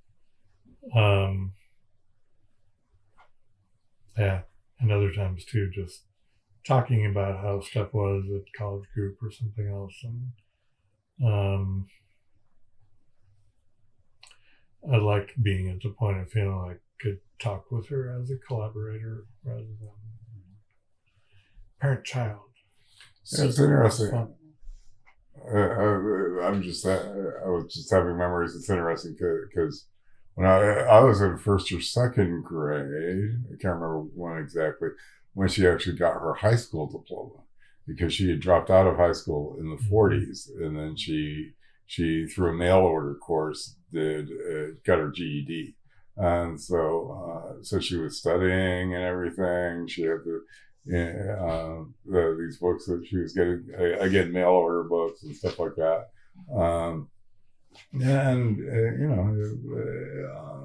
I hadn't thought about it until he mentioned it, but it was interesting to see her, to see her getting involved and really enjoying her education. She also went to night school, so part of it was mail order, but then there was she would go to a night school where she wrote, among other things, she would write short stories, and I got to read a couple of her short stories, and they were about us kids, basically. She would write stories about us kids. Some of them were made up, some of them were fiction, because she was practicing with fiction, but she would always star her children in the fiction. Might change our names, but you knew, if you knew the family, you knew who she was talking about. And it was kind of sweet to see that. She went to, as a young woman, she went to Washington Bible Institute and took college level courses, but it was not accredited, so that she couldn't get an actual degree. She did later get some, kind of transfer credits from there, but it's, it had been a while. It's kind of hard to prove what you've already done. So she did have that time, in fact, because that's where she met Papa. And Aunt Phil went there as well, and they have a graduation from there, but again, not an accredited college. So she didn't finish her bachelor's degree until the same year I got a master's degree. So we got degrees at the same time. But they were always very articulate. And I would talk, when I was teaching English, I would tell my students, my parents essentially had a high school education, but for one thing, in the 1930s, you learned to write beautifully and you learned to speak articulately. Very pretty handwriting. And she had the most beautiful handwriting. A lot of kids in the good 1930s vocabulary. only went through 8th grade. Right. So even to have high school was something. Yeah. And so I feel like we were at a tremendous advantage, especially from being from such a poor family. We were at a tremendous advantage that our parents were articulate and thoughtful, and so we grew up easily educated. And the college course From they took, because they went to a Bible school, it was very missions oriented. They learned a lot about the world because, different cultures and that sort of thing. Really global. So there was a lot of focus on that. They were both particularly interested in South America. And so, so they learned a lot. They had an education that didn't show up as a degree. But they went to Oklahoma before going to Guyana. They went to Oklahoma. I think you were left behind with grandma or something. And they went to Oklahoma and actually studied Native American languages, studied Navajo and Cherokee, I think, as preparation for going down to Guyana, where they speak totally different languages, but just just to get the The concepts. experience Yeah. working with a different kind of culture and native Yeah. culture and a different language. So they had Native Americans come into their school to talk to converse with them and stuff, and yeah. Well, we were talking the other day, yesterday, or whenever it was, about how there was a lot of southernness in our house, even though we were in LA. And I think it went away. It must have gone away because I don't remember it.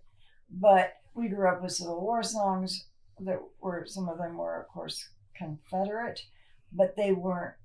But my dad was not a racist at all. And but there was a lot of Southern culture. There was food, which I hated and still do. Oh, I love hominy grits. I love hominy Oh grits. my actually. gosh, no. Spoon bread. I haven't had it in more than 30 Spoon years. bread, yes. Spoon Yes. bread. Oh my gosh, it's the most Spoon horrible. bread. No, and David was no. I I love. like spoon bread. I love Hey, exactly. spoon bread. I want to cook spoon bread once we get back to California. Just recently brought it up. What's spoon But bread?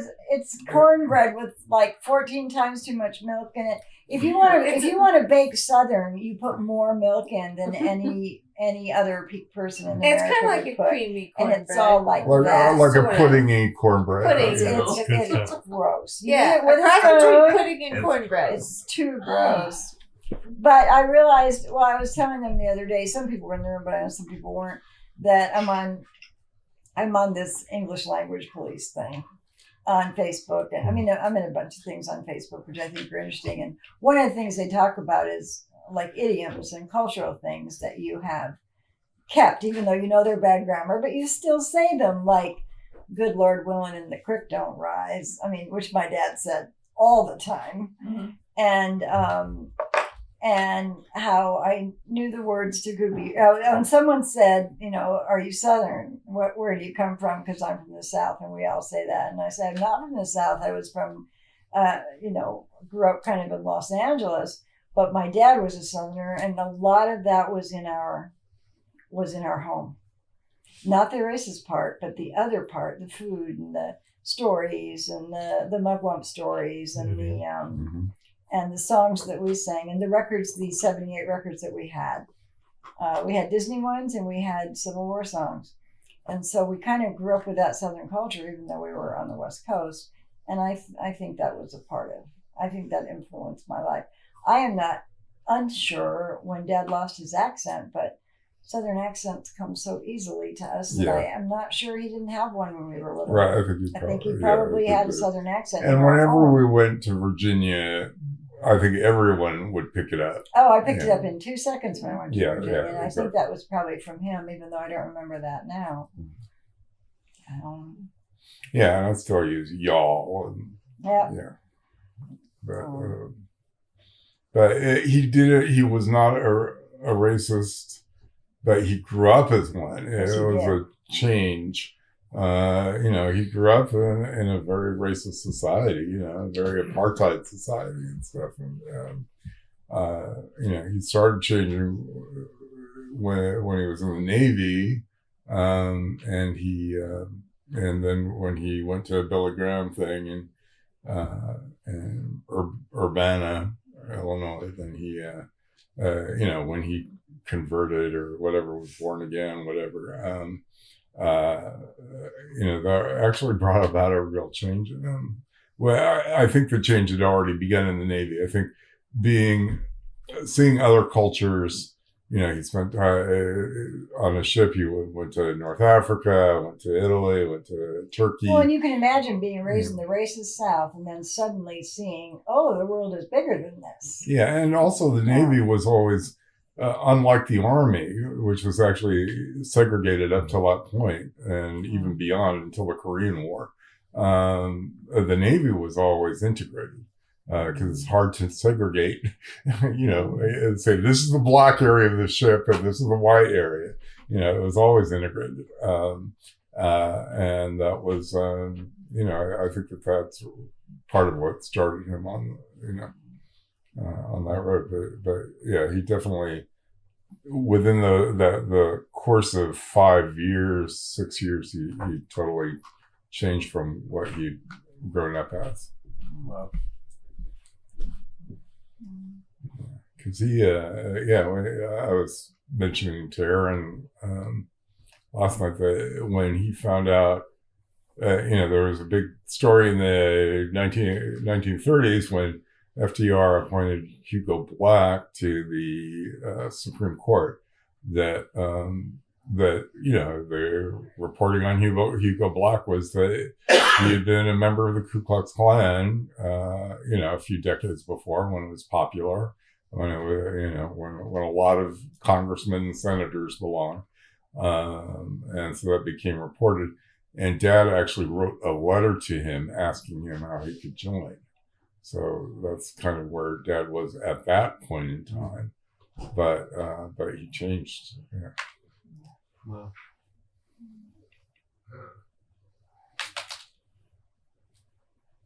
Oh, well, Reese had a question for us, but he's Favorite gone. country? He's Favorite right there. country?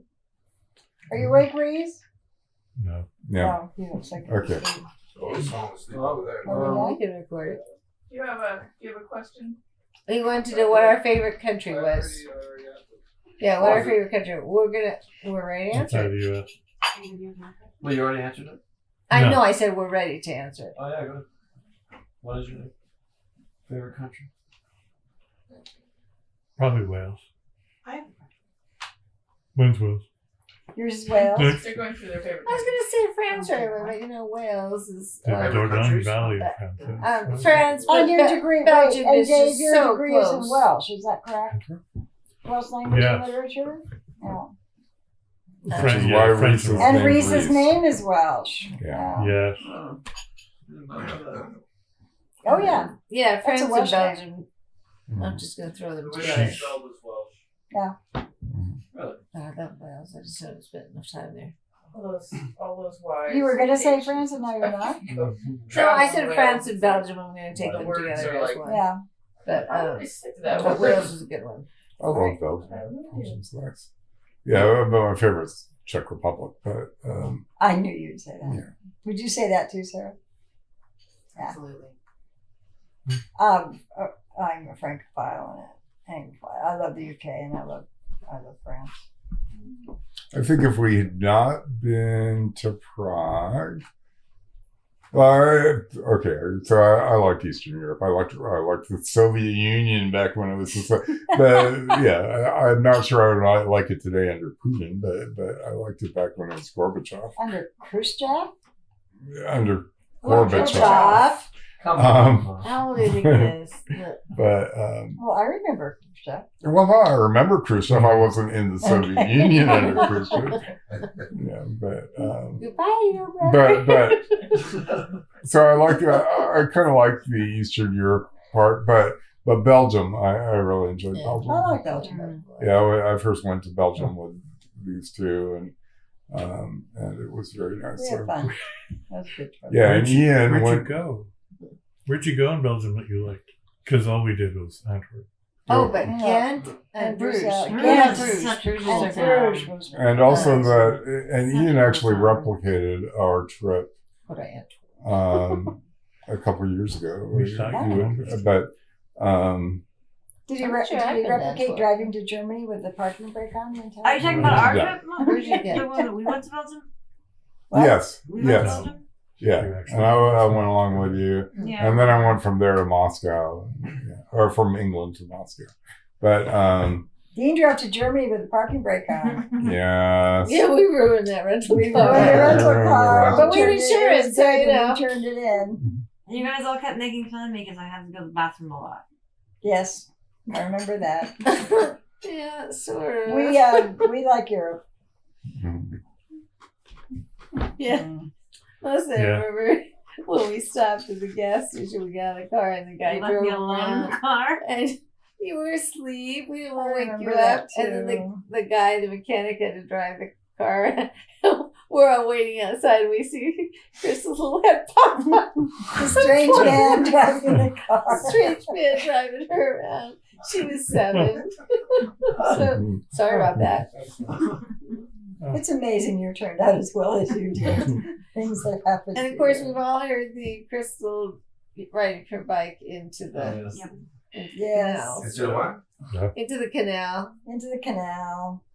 She's riding a bike alongside it. She just learned to ride a bike before goes we all the way came. in, completely submerged. And there was that one I little was- city that only had canals and bike paths, no cars. Passers-by were freaked out. I was They not jumped worried. in She knew right how to after swim. her. I There was knew the one dude that she like was jumped smart.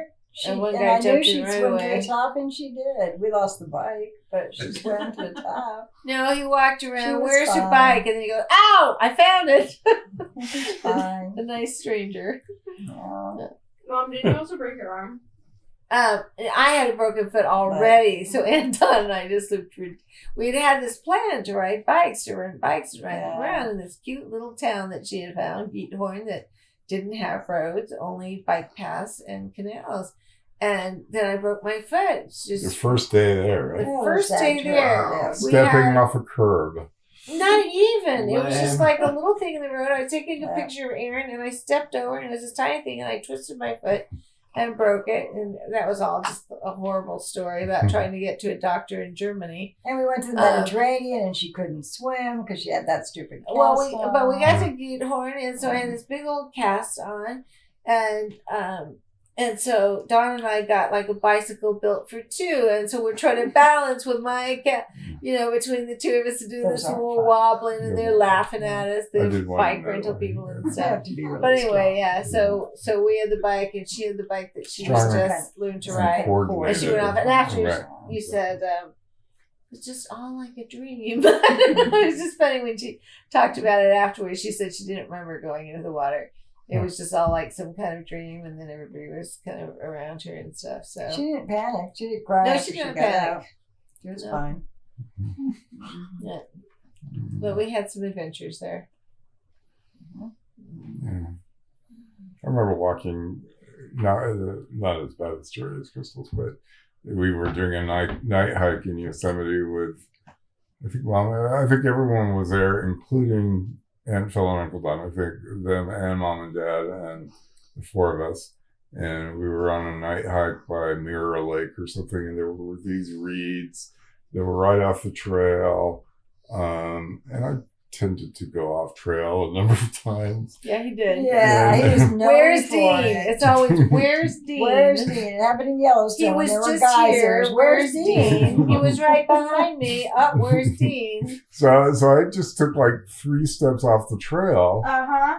and and down into the water I went. These reeds were like sticking up out of the water. I thought it was all solid ground, but yeah, I was underwater. I mean, yeah, He my would do head was those things underwater. when he was 5, and they couldn't find him. It's amazing that he Yeah, survived. if You're you alive were a right now? child Busy showed like up. these days, you'd be a leashed kid. I was just thinking Yeah. that. I mean, Oh, this no, all I'm sounds so against familiar.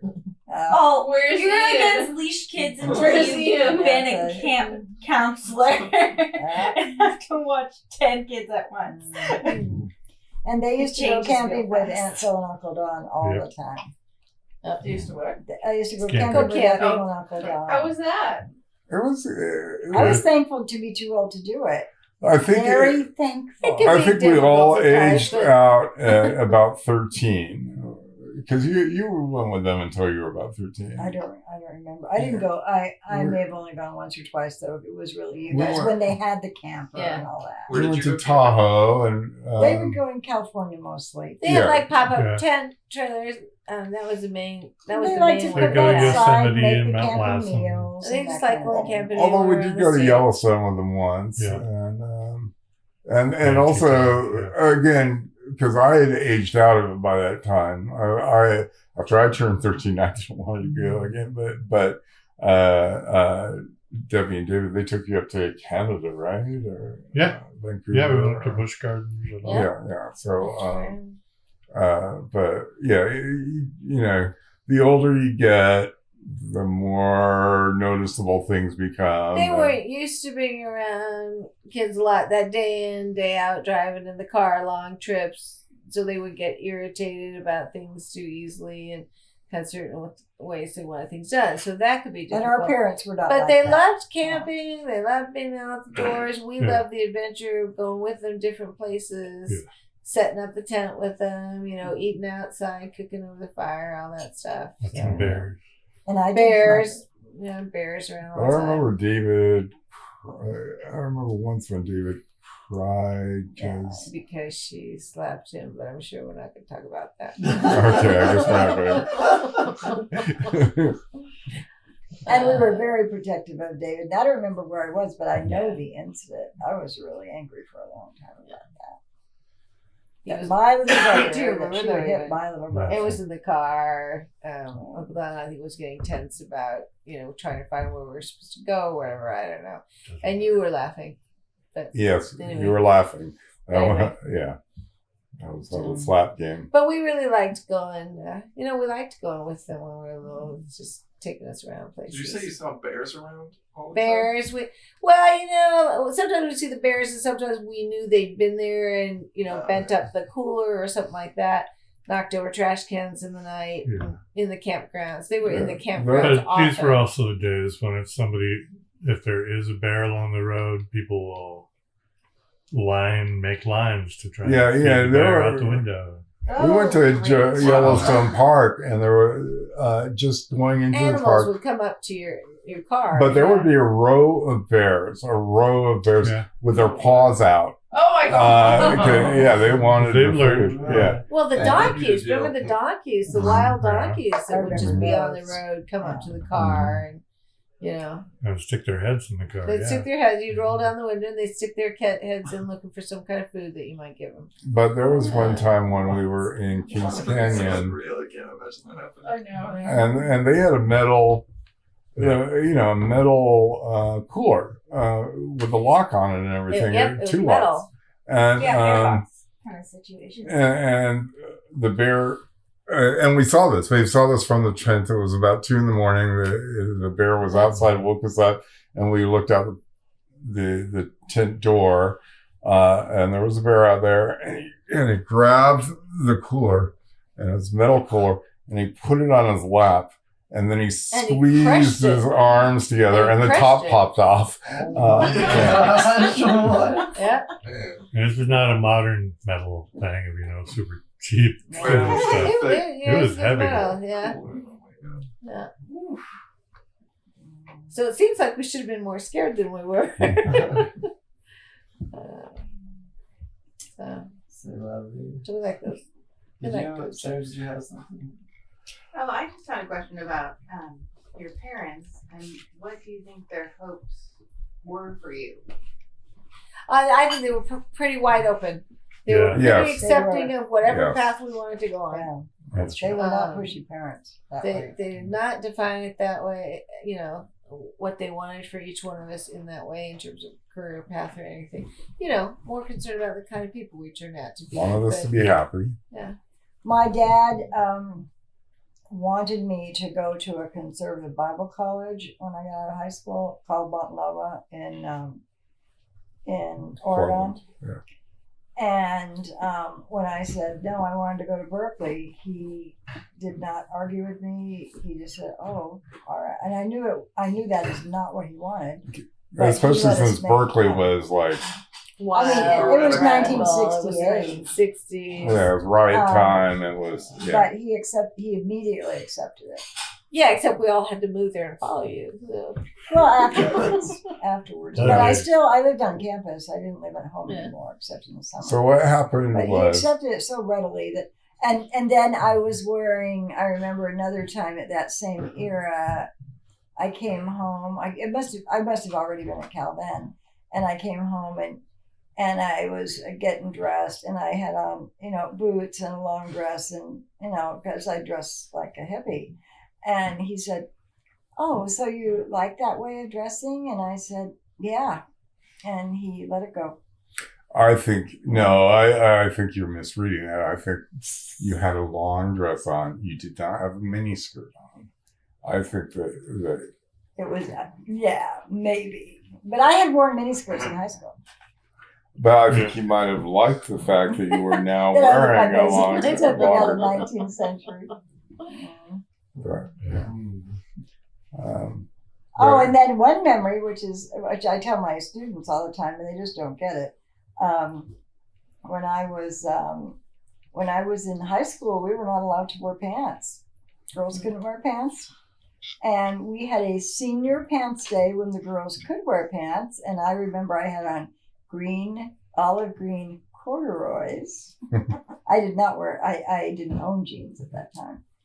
And although immediately the next year I did. But I didn't own them that I remember. But we had to wear dresses all the time. And the year after I graduated, which was in 1968, then they allowed girls to wear pants to school that next year. See, the year that I got to Piedmont was the first year when they didn't do uniforms. And this is a public school, but you had to wear uniforms. Yep. Girls had to wear skirts at X length, you know. And they would measure them. Pleated skirts, right. Yeah. And they were told, I think that, I can't remember whether boys were affected. I'm not sure they were that much, but the girls definitely had this set thing. And then they were told, okay, well, next year we're not going to do that. And so I remember some of the girls crying because they wanted to keep the uniforms. Huh. Yeah. Well, we were supposed to, but I'm younger than you. We were supposed to wear the uniform. Although one day, because one day I went to Mr. Porter, the counselor, and said, "Do we have to wear these uniforms?" He said, "Well, we're a public school. We can't really make you do it." And I didn't wear one again after that. And by the next year, nobody What a did. rebel Debbie was. Yeah, I was very rebellious. She was. But I did not like those The skirts. most out of But I all was of not you. rebellious. I just She did not also like wore those mini skirts. skirts, even though Aunt Phil made her promise not to. But Tried to make me promise not to. Two-piece swimsuit or mini skirts. I was very careful with my wording in responding to whether or not I promised, but that's what she asked me to because promise. she didn't promise to the two-piece. She didn't promise she wouldn't wear a bikini because there's no way of getting around that, right? Oh, well, bikini, I figured that was my own little definition of what made a bikini. But also when Aunt Phil said, and no mini skirts, then Same thing. Whatever same seems thing, too definition. mini to me. Exactly. You know. And I can't believe you remember that about me. But yes, she did ask me to promise those things. Didn't ask me. She knew there was No, point. you were there. No way. No point in asking you to promise. Don and I alternated as the black sheep. Yes, we did.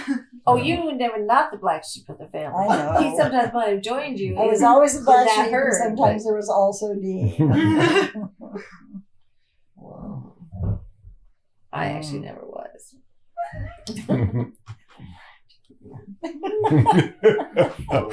And that's what makes you a piglet. Yeah. No, she was the apple of their eye, and Phil Appledon. Yes, yeah. Well, Debbie was always Always. on top. Always an angel. And I was always But Dawn the was black born sheep. the apple of their eye. It's because my own pet theory was that you had such trouble on the other end of things because you, as a little girl, were the apple of her eye. And at some point, as little girls do, you developed your own personality and your own will and you became independent. And I don't think she. And then I worked in Berkeley, and that was She the end wasn't of it. ready. Well, yeah, I'm talking about like 6 years old, but yeah, and then Berkeley somewhere down the road. Yeah. But I think this is the reason why, that 13-year-old cutoff or whatever. I think as young children, A, we didn't notice that, so much what they were doing, and B, what we were doing was more acceptable to them. And so, Yeah, we're still recording. Oh, Charlie. Why do you think you all became teachers at one point or another? Yeah, what? Yeah, what's with that? That's interesting. Go ahead. I took, because, I went to a therapist years ago, and he was suggesting that the reason that we all became teachers and the two of us became writers is because teachers put the world in order. That they bring order to the world. They teach people how to look at things that we had grown up in a very disorderly family in a lot of ways, and that this was our response to it. That Interesting. was his theory. And it didn't feel disorderly to me. We moved a lot. Didn't Right. feel disorderly. Yeah, it didn't. But, But from the time I was a little girl, partly, if you like school and are good at school, Yeah. your early role models are teachers. If you don't like school and you're not good at school, it's a whole different thing. But who do you mostly see? You see teachers, and that's who you look up to. And if you're, like I said, if you're good at it, if you kind of fit in there, then it's kind of natural to want to be like them. When I was very little, I had a box where I would save like broken pencils, pencil stubs, whatever. I was saving it up for when I was a teacher, so I'd have my own pencil supply and that kind of thing. But from when I was a very little girl, and so I don't know. So I don't think that's unusual with little kids. And so maybe the difference is, do some grow off in some other direction? But I don't think that had anything to do with being disorderly. I think it was because I liked those teachers. Except in San Jose, that second grade teacher. That's second grade. That that's who you admire if school's a comfortable place for you, as it isn't for all kids. Right. But it was for me. Yeah, for me, teaching was one of the things I kind of early on ruled out that I didn't want to be. But I was tutoring kids while in high school, did more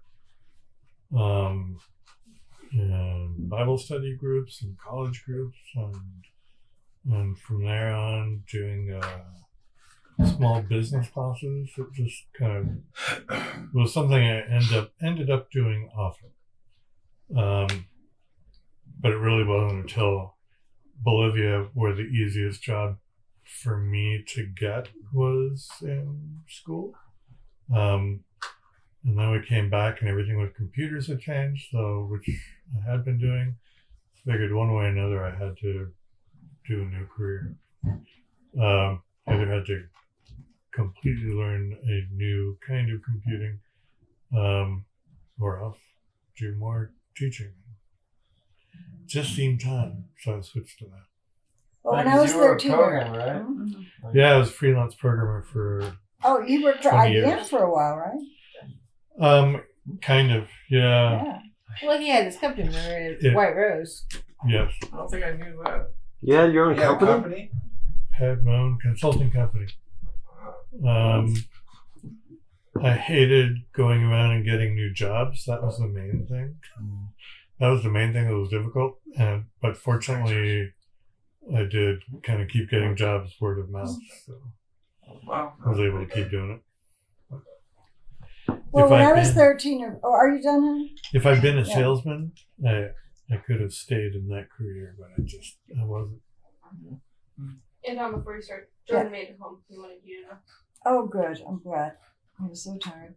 When I was 13 or 14, I wanted to be a teacher, and I thought it through really carefully that it would be 5th grade, because by 5th grade I wouldn't be teaching anybody how to read. They could read, then we could do all kinds of cool stuff. And I would plan out curriculum in my head. Like at night when I was in bed, I would plan out what I was going to teach. And then by the time I actually went to college, I had no interest. And I just lost interest in that. And I didn't think too much. I actually didn't think much about what I wanted to do, but I loved history, and I loved the humanities, and I loved art, and I loved all those things. And just jumping ahead, because I ended up becoming a pastor for a while, which is a teaching class. It's a teaching thing. And I think it's because in my head, which my kids say that I'm ADD, and I probably am, but yeah, that smile. I don't remember saying that. I said, my college student said, it's like you're ADD or ADHD or something. And I came home once and told Emily, and I said, I probably am. And she said, well, duh, Mom. I don't think I said that. I think it was them. Yeah. But anyway, because I see, well, Dean does this too, and probably, I've been probably all of diagnosed us ADD. do. Probably, it's like you see the connection between things. And I think that, ignorance is not seeing the connection between things. And so when I was teaching, I taught here at college for 16 years, and reporting is the same way, because when you write a real story and you're good, and I've read Dean's stuff, and he's way better than me, but I do know how to write a story, at least locally. And I like to think that people who read the newspaper see the connections to the past, to what happened across the country. I loved that. And like we would watch Pride and Prejudice, and they would say, well, there's Hollywood making those girls wear those low-cut dresses. And I said, no, that's not Hollywood. See, this is the time that Napoleon was acting, and Josephine was so admired, and that's why it's called an empire dress, because it's like with Nancy Reagan, where everybody wanted to wear red, and now we want to wear low-cut dresses in the late 18th century, because Josephine's doing it, and you know how those girls were just swooning over those guys in red coats. Those are the same guys that we called the redcoats, and they were our enemy. But those girls in Pride and Prejudice, they thought they were the sexiest, cutest things, because they weren't, you know what I mean? And I wanted them to see all those things, and I wanted the same for my own kids, which is why I homeschooled them, because you don't get that in school. And then you can just say, this connects to this, connects to this, connects to this. I think we're all big picture people. Yes, I think that's it. So I think it's a personality thing that we must all have, all four of us, to some extent or another. And I think part of that comes from our dad, because, I mean, yes, he had all these psychological problems, but we didn't necessarily notice them when we were younger. And what we noticed was that he was a preacher and a teacher. He was a Sunday school teacher and stuff. And in that way, he was a role model for us. He was definitely a big picture. Yes, yeah. I mean, when he was.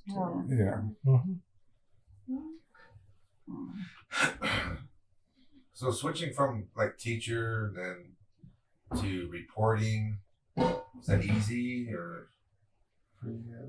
It's the same thing. It's the same thing. It's the same thing. Yeah. Same thing. Yeah. It's really all about helping people learn. Yeah. Finding out for yourself. Yeah, right now you're the only teacher now, right, Dave? Am I? I guess. Sure, if you say so. Well, I do teach homeschool classes. Oh yeah, no, you're right. Yeah, I guess we're about that. And I intensely dislike public schools, and I had happy experiences and some very good Even teachers. though your brother teaches in one. My worst experiences in school were in parochial school. But I also had my favorite teachers there, and there was one, my second grade teacher, she was retiring, and I remember all of us in the room, there must have been 30 of us, went up to her and hugged her when we were there, and we cried and cried and cried and cried. Her name was Miss Richfield, and she must have been 80. I don't know. I remembered her. She was really old. Probably. But you have people that you love, you can love teachers like that. And the homeschool thing, it's the same. And because especially now, here in this culture, a lot of homeschoolers come from very conservative, partially maybe a little bit ignorant families who are very conservative evangelicals who see the world like this. I appreciate the opportunity to help them see the world a little bigger. That's the same thing. The same thing. Plus, I love art. I love kids being enthusiastic, and I like the idea that you can. I mean, since I'm an art teacher essentially, and I do, I also do history and culture, but because my dream is that these girls will always have this outlet of art, and that it'll always be a hobby for them. When they're 30 and when they're 60, they'll still be creative because partly because of me. And, I just think they'll be happier. They'll have happier lives. The reporting thing, I always thought reporting was about education. I always did. And I think good reporters do that. And Dean is better than me, and there's no question. For one thing, he was always more ambitious than me. But and I know that's part of it. But once I asked him to send me an article so I could see what he was doing, because then I was full time then in the Bay Area. I was a full time reporter. So I just wanted to see what it was. And I knew that there was this ambition. I knew I was not going to do investigative reporting. I was never going to do that. I didn't want to. I was fearful, for one thing. And he sent me an article he had done on the San Francisco Zoo in that Chronicle. And I read, and I have told this story so many times in classes. I read the first 2 paragraphs of that story, and I knew why he was better than me. And it was because every single word in those, it was about the San Francisco Zoo budgetary situation. They were under attack for not spending enough money on the animals and on the enclosures. And every single word in those first 2 paragraphs was the perfect word. I was convinced there was no better word in English anyone could have thought of than that word. And some of them, like he used the word fiduciary, which I barely knew what that meant. I knew it was budgetary, but it was like a technical word. And then he would use these simple 4 or 5 letter words that every child knows, but it was the perfect word. And I just thought, well, that's the gift he has that I do not have.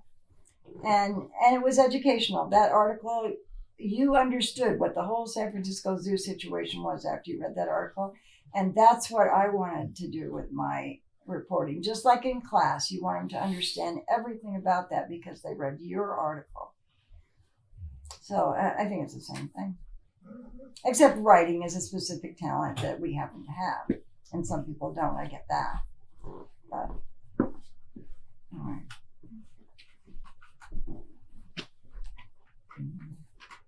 Thank you. You're welcome.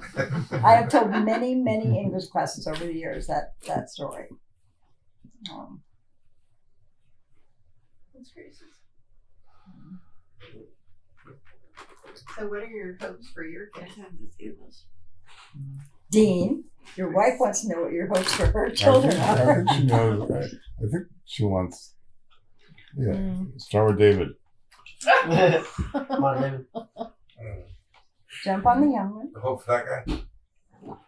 It doesn't have to be Reese, are you awake? career-wise. It could just be No, we what can you say want them to, while He's he's asleep. asleep. how you want He's them asleep, to so you can say whatever be you in the want. world. But we're going to tell him. You can be The same however thing. sappy. You can be however sappy you want. I mean, that's the biggest thing is to be happy and balanced and all.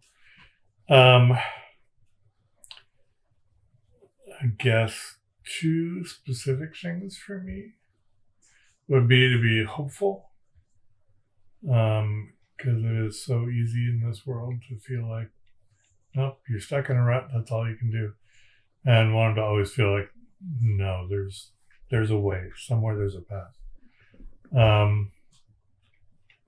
And 2 for me is just to meet Jesus the same way I did. I really do. My faith is not intellectual. It is something more that is. It's real. I wanted to have a chance at that too. Those are my 2 things. Well, I always feel like it's a parent's job. Our job as parents is to teach our kids to live well in the world without us. Meaning live well physically and financially and socially and emotionally and spiritually and just in all those ways. And hopefully better than we do. Hopefully an improvement. Like I said, just live well in the world without us, as one day they will presumably have to do.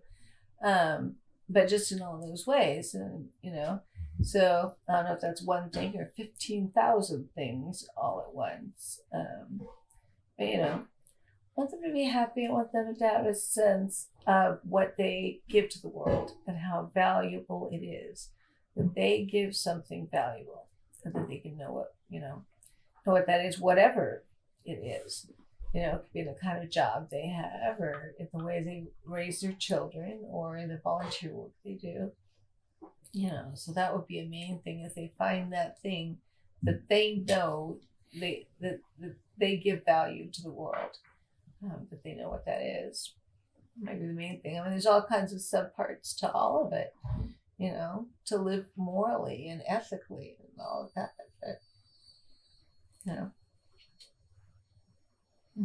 I'll second what Debbie said. Dawn? no. I think that's against the rules. No, I would second what she says, but I would add that my main hope is that both of them find something that they are passionate about, and that they don't. I think there are times when I don't know. I think there are times when all people have self-doubt and are worried about, can I really do this? Can I? And I think, I've overcome a lot of that, but I still have a lot. I think everybody does, and I just hope that they don't let that get in their way. That they find ways around that. I don't think anyone can remove it all, but maybe Donald Trump, because he's taken that section of his brain out. But blend yourself, yeah. But I think that I think that that would be my two hopes: to be passionate about something and to not let yourself get in the way of yourself. Well, it's not something haven't thought much about that. I've thought about what it means to be a good parent, but I haven't really thought about goals. Since I'm a person of faith, I do not believe that this world is our home. I think we're sojourners here. And at the same time, I think that God calls us to work for justice for the earth and for the people and creatures on it. And I am proud of my children whenever they show that that's their passion as well. Because I think that's what they're called to do. I think God loves us and gives us our worth. And sometimes when things happen, like to me at work, and I realize that some of the people who are jerks at work are people for whom work is their meaning. And I'm happy to know, and I hope my kids know, that is not where we get our meaning. We get our meaning from being loved by the creator of this universe. And so I want them to be confident in that. And I have a couple kids who are not, and I don't think it's brought them happiness. And I have kids who are young enough who probably haven't decided where their really, really grown-up lives past 22 or whatever are leading them. But I do think we are sojourners here. And so I want them to work for justice for the globe and for everybody on it. And the other thing I want, and I'd like them to find work that is satisfying and joyful and makes them happy. Mike and I talked 10, 15 years ago about how if he really ever wants to do something with computers, you got to go back to school now, because otherwise when you're 55 or 53, which he is now, no one's going to hire you. And then we talked about retail and how, first of all, he's gifted at it. People love him. He seems to be really happy at work. He's got friends there.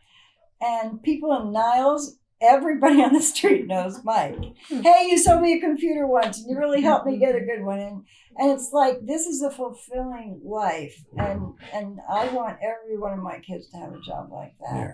So right now I'm talking to Jordy about Walgreens. We've had a couple of talks and I'm saying, hey, you're young and you don't know what you want yet. But the thing is this, if it turns out that what you love is life outside of work and you're only working for the money, and if retail is good enough for that, then maybe that is what your life's going to be, and your life's going to be outside, as opposed to someone like Josh, for whom his work is his passion. And he loves the work. It's not just something you do for the money, and I want them to find that. And then the first thing I thought of when you asked that question is that the joy of my life has been being a mom. And so I hope all my kids have the same joy that my daughter has had having you for a boy. I hope these other 3 kids, I hope all of them have children and all of them love that. I know they will. Just like Emily loves Adam. That's what I want. When Tyler was little and we had 4 questions, well, first there were 3 and then we added one. I would often ask at night about, how much do I love you? How hard are you? All that. And after Alyssa was born, and one of the questions was, I don't know if you remember, and what's the best job in the world I could ever have? Which would be, and he would say, being the mama of me and Alyssa. And he was right. And, and that was the best job in the world I could ever have. Was being their mama. Well, personally, still being the black sheep. You don't think share that dad is so title. hot? Is that what you're gonna say? We share that title. No, personally, not being a person of faith, not being a person of faith, but still sharing that idea that there's a phrase in Judaism, tikkun olam, which means that you put on earth to heal the world, tikkun olam. And you can do it at Walmart. You can do it, as a teacher. You can do it however. And I hope that Ian and Ava can help heal the world. I do believe in that. And that's what I mean too, in terms of know that they give something of value to the world, that they do something good for the world, in whatever way that is. But I do agree that they, 3 most, I think, powerful moments of my life were getting married and having Ian and Ava. Was our marriage powerful, Michael? Yeah, when the lightsabers came up, and you guys walked. It's like Monday. I really should get Mike's health insurance. It's like Tuesday. Let's go get a marriage license. It's like Wednesday. Let's call a few friends. And it's like Thursday. There we are, getting married in some of the friends' backyard. He came up and said something about the next day, and I go, "Why? What's happening?" He said, "Oh, we're getting married." I think that's what you said. I was like, "Oh, okay. When?" Terry said he'd do it. Some people thought lightsabers, and then the kids can hold them, and you can walk down through them. We'll do that. It was not the first time you'd had a marriage, the license ready to go, and then it expires, and then you get another one expired. And the judge had canceled an appointment because you were just going to go to the justice of peace. I said, yeah, it's too bad you don't know a minister who could just do it at the last minute. And that was Wednesday, and by Friday they were married. So but. Yeah, we're still not officially married in the States. That's true. You guys didn't. It's a paperwork issue. They got married in a different country. We have paperwork, but we don't have. You're supposed to get it It's stamped. registering. You're supposed to get it registered. Yeah, you're supposed to get it registered here, and but we're common law now. So, Well, we still official. Indiana had just gotta Michigan prove had just changed that common law thing, and so we were 16 years together, but I couldn't get his insurance. And the next year, operation covered by my husband's insurance. It worked out pretty well. Yes, it did. But when Mike said he was getting married to his friends at work, remember what they said? Why isn't she changing? No, they said no, but they said, "What happened to Dawn?" Who did you get married to? Remember what happened? So and they were worried about it. What happened to Dawn? Remember what happened when you told me? Like somebody told me you were getting married. I was like, what? Wait, what? You weren't married yet? And I was even younger and I didn't understand. I was like, it wasn't something that just came up at dinner. But David, you were gonna say something. Really, I don't know if it was. Probably just that I agreed resolved that. Oh, okay. But we had friends in France. We went to a couple weddings in France. But we had friends in France who they would tell us, most of our friends, you have 2 kids, 3 kids, and then you get married because then you know that you're serious about each other. I know it's a funny thing. I don't think I Yeah. would say that, but I've heard a lot of people say that. Yeah. Mhm. It's kind of common in Bolivia too. That, Really? if kids have not had a kid, are they really ready for marriage? Huh. That's interesting. Yeah. Well, yeah, and the thing Listen, that Debbie said was there were plenty of Mike's friends were very offended that I would not take his last name. Hmm. And I tried to just say, and I always say it if it works, and I say, because, Anderson and Thalen, I don't think I know how to pronounce your last name, but Thalen. And Thailand can I just said, oh yeah, that sounds German. And I just said, I'm from California. We don't really do that there. There were things where that she kept her ex-husband's last name.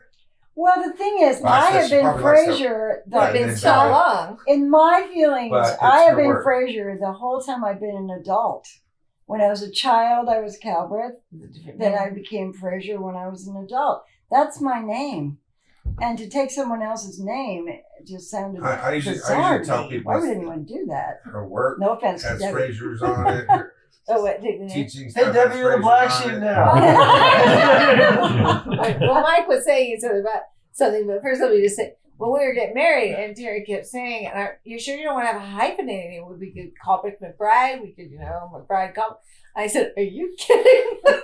Well, we Yeah. hated that We name. did not like that name. People make fun of a name. with breath in Calbreath, it. Calbreath. when I And was a anything little that girl. would make it even Anything more to get awkward rid of and to that give the name. kids Yeah. that name. So I said, No. "Are you kidding? We are going with McBride, period." He just kept asking, No. "Now you're sure?" Yes. No, I told Sarah if her last name was Smith, that I would become Smith because I wouldn't have to keep spelling it all the time. But with failing, you also have to spell it, so yeah, it doesn't work. Yeah. I was in a college class once, and the guy was going down the list on the first day. I said, "Oh, they've got your name wrong here. They've got Calbreath or something. Let me fix it." It's just like he didn't even ask. He just assumed that wasn't a real name.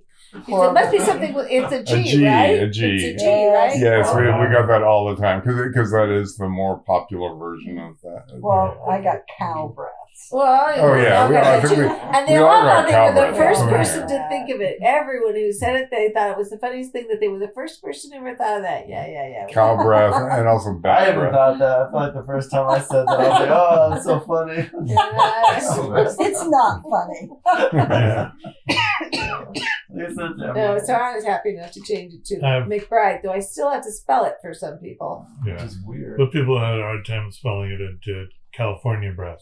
And Oh, you're kidding. I never some heard that. people, that was like, Wow. Oh, yeah, that's cool. No, that's all right. That's all right. Although And it means something like cool wind. Well, maybe some Thinking of of breathing in the California. suggestions of what it means. but That actually sounds. Okay. Sarah called to make a reservation on our one trip to Scotland, and Oh, yeah. she had to spell the name out for the person at the hotel, and she spelled it out, and then the woman said, "Oh, you mean Calbreath?" Yeah. So Oh, that's neat. That's cool, though. yeah. Are we good, or do we have any more? Any more pressing matters? I feel like it's a good stopping point. Yeah. Um, Well, I do think that it's been like 2 hours. It's been 2 hours. Two you and a half guys hours, had maybe. sound like a rough childhood.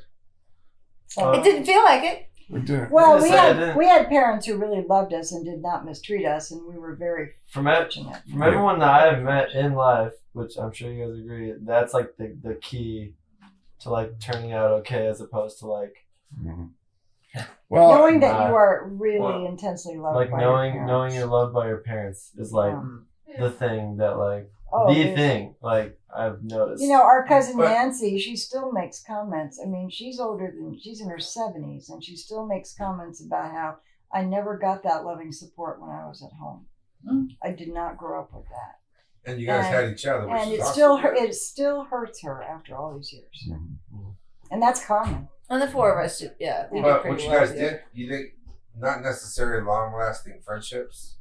No, well, until high school, No, we I moved was, a lot, so we so we were Yeah. each other's friends because we moved Yeah. with us. Yeah. and left the other friends behind, and of course no social media to keep up. So Mike and I talk about how I am so family oriented and I don't have close ties with friends, and I can see that's not a great thing, but it does reflect the way we grew up, that we had each other, that my mom also did not have good friends because she moved as much as we did.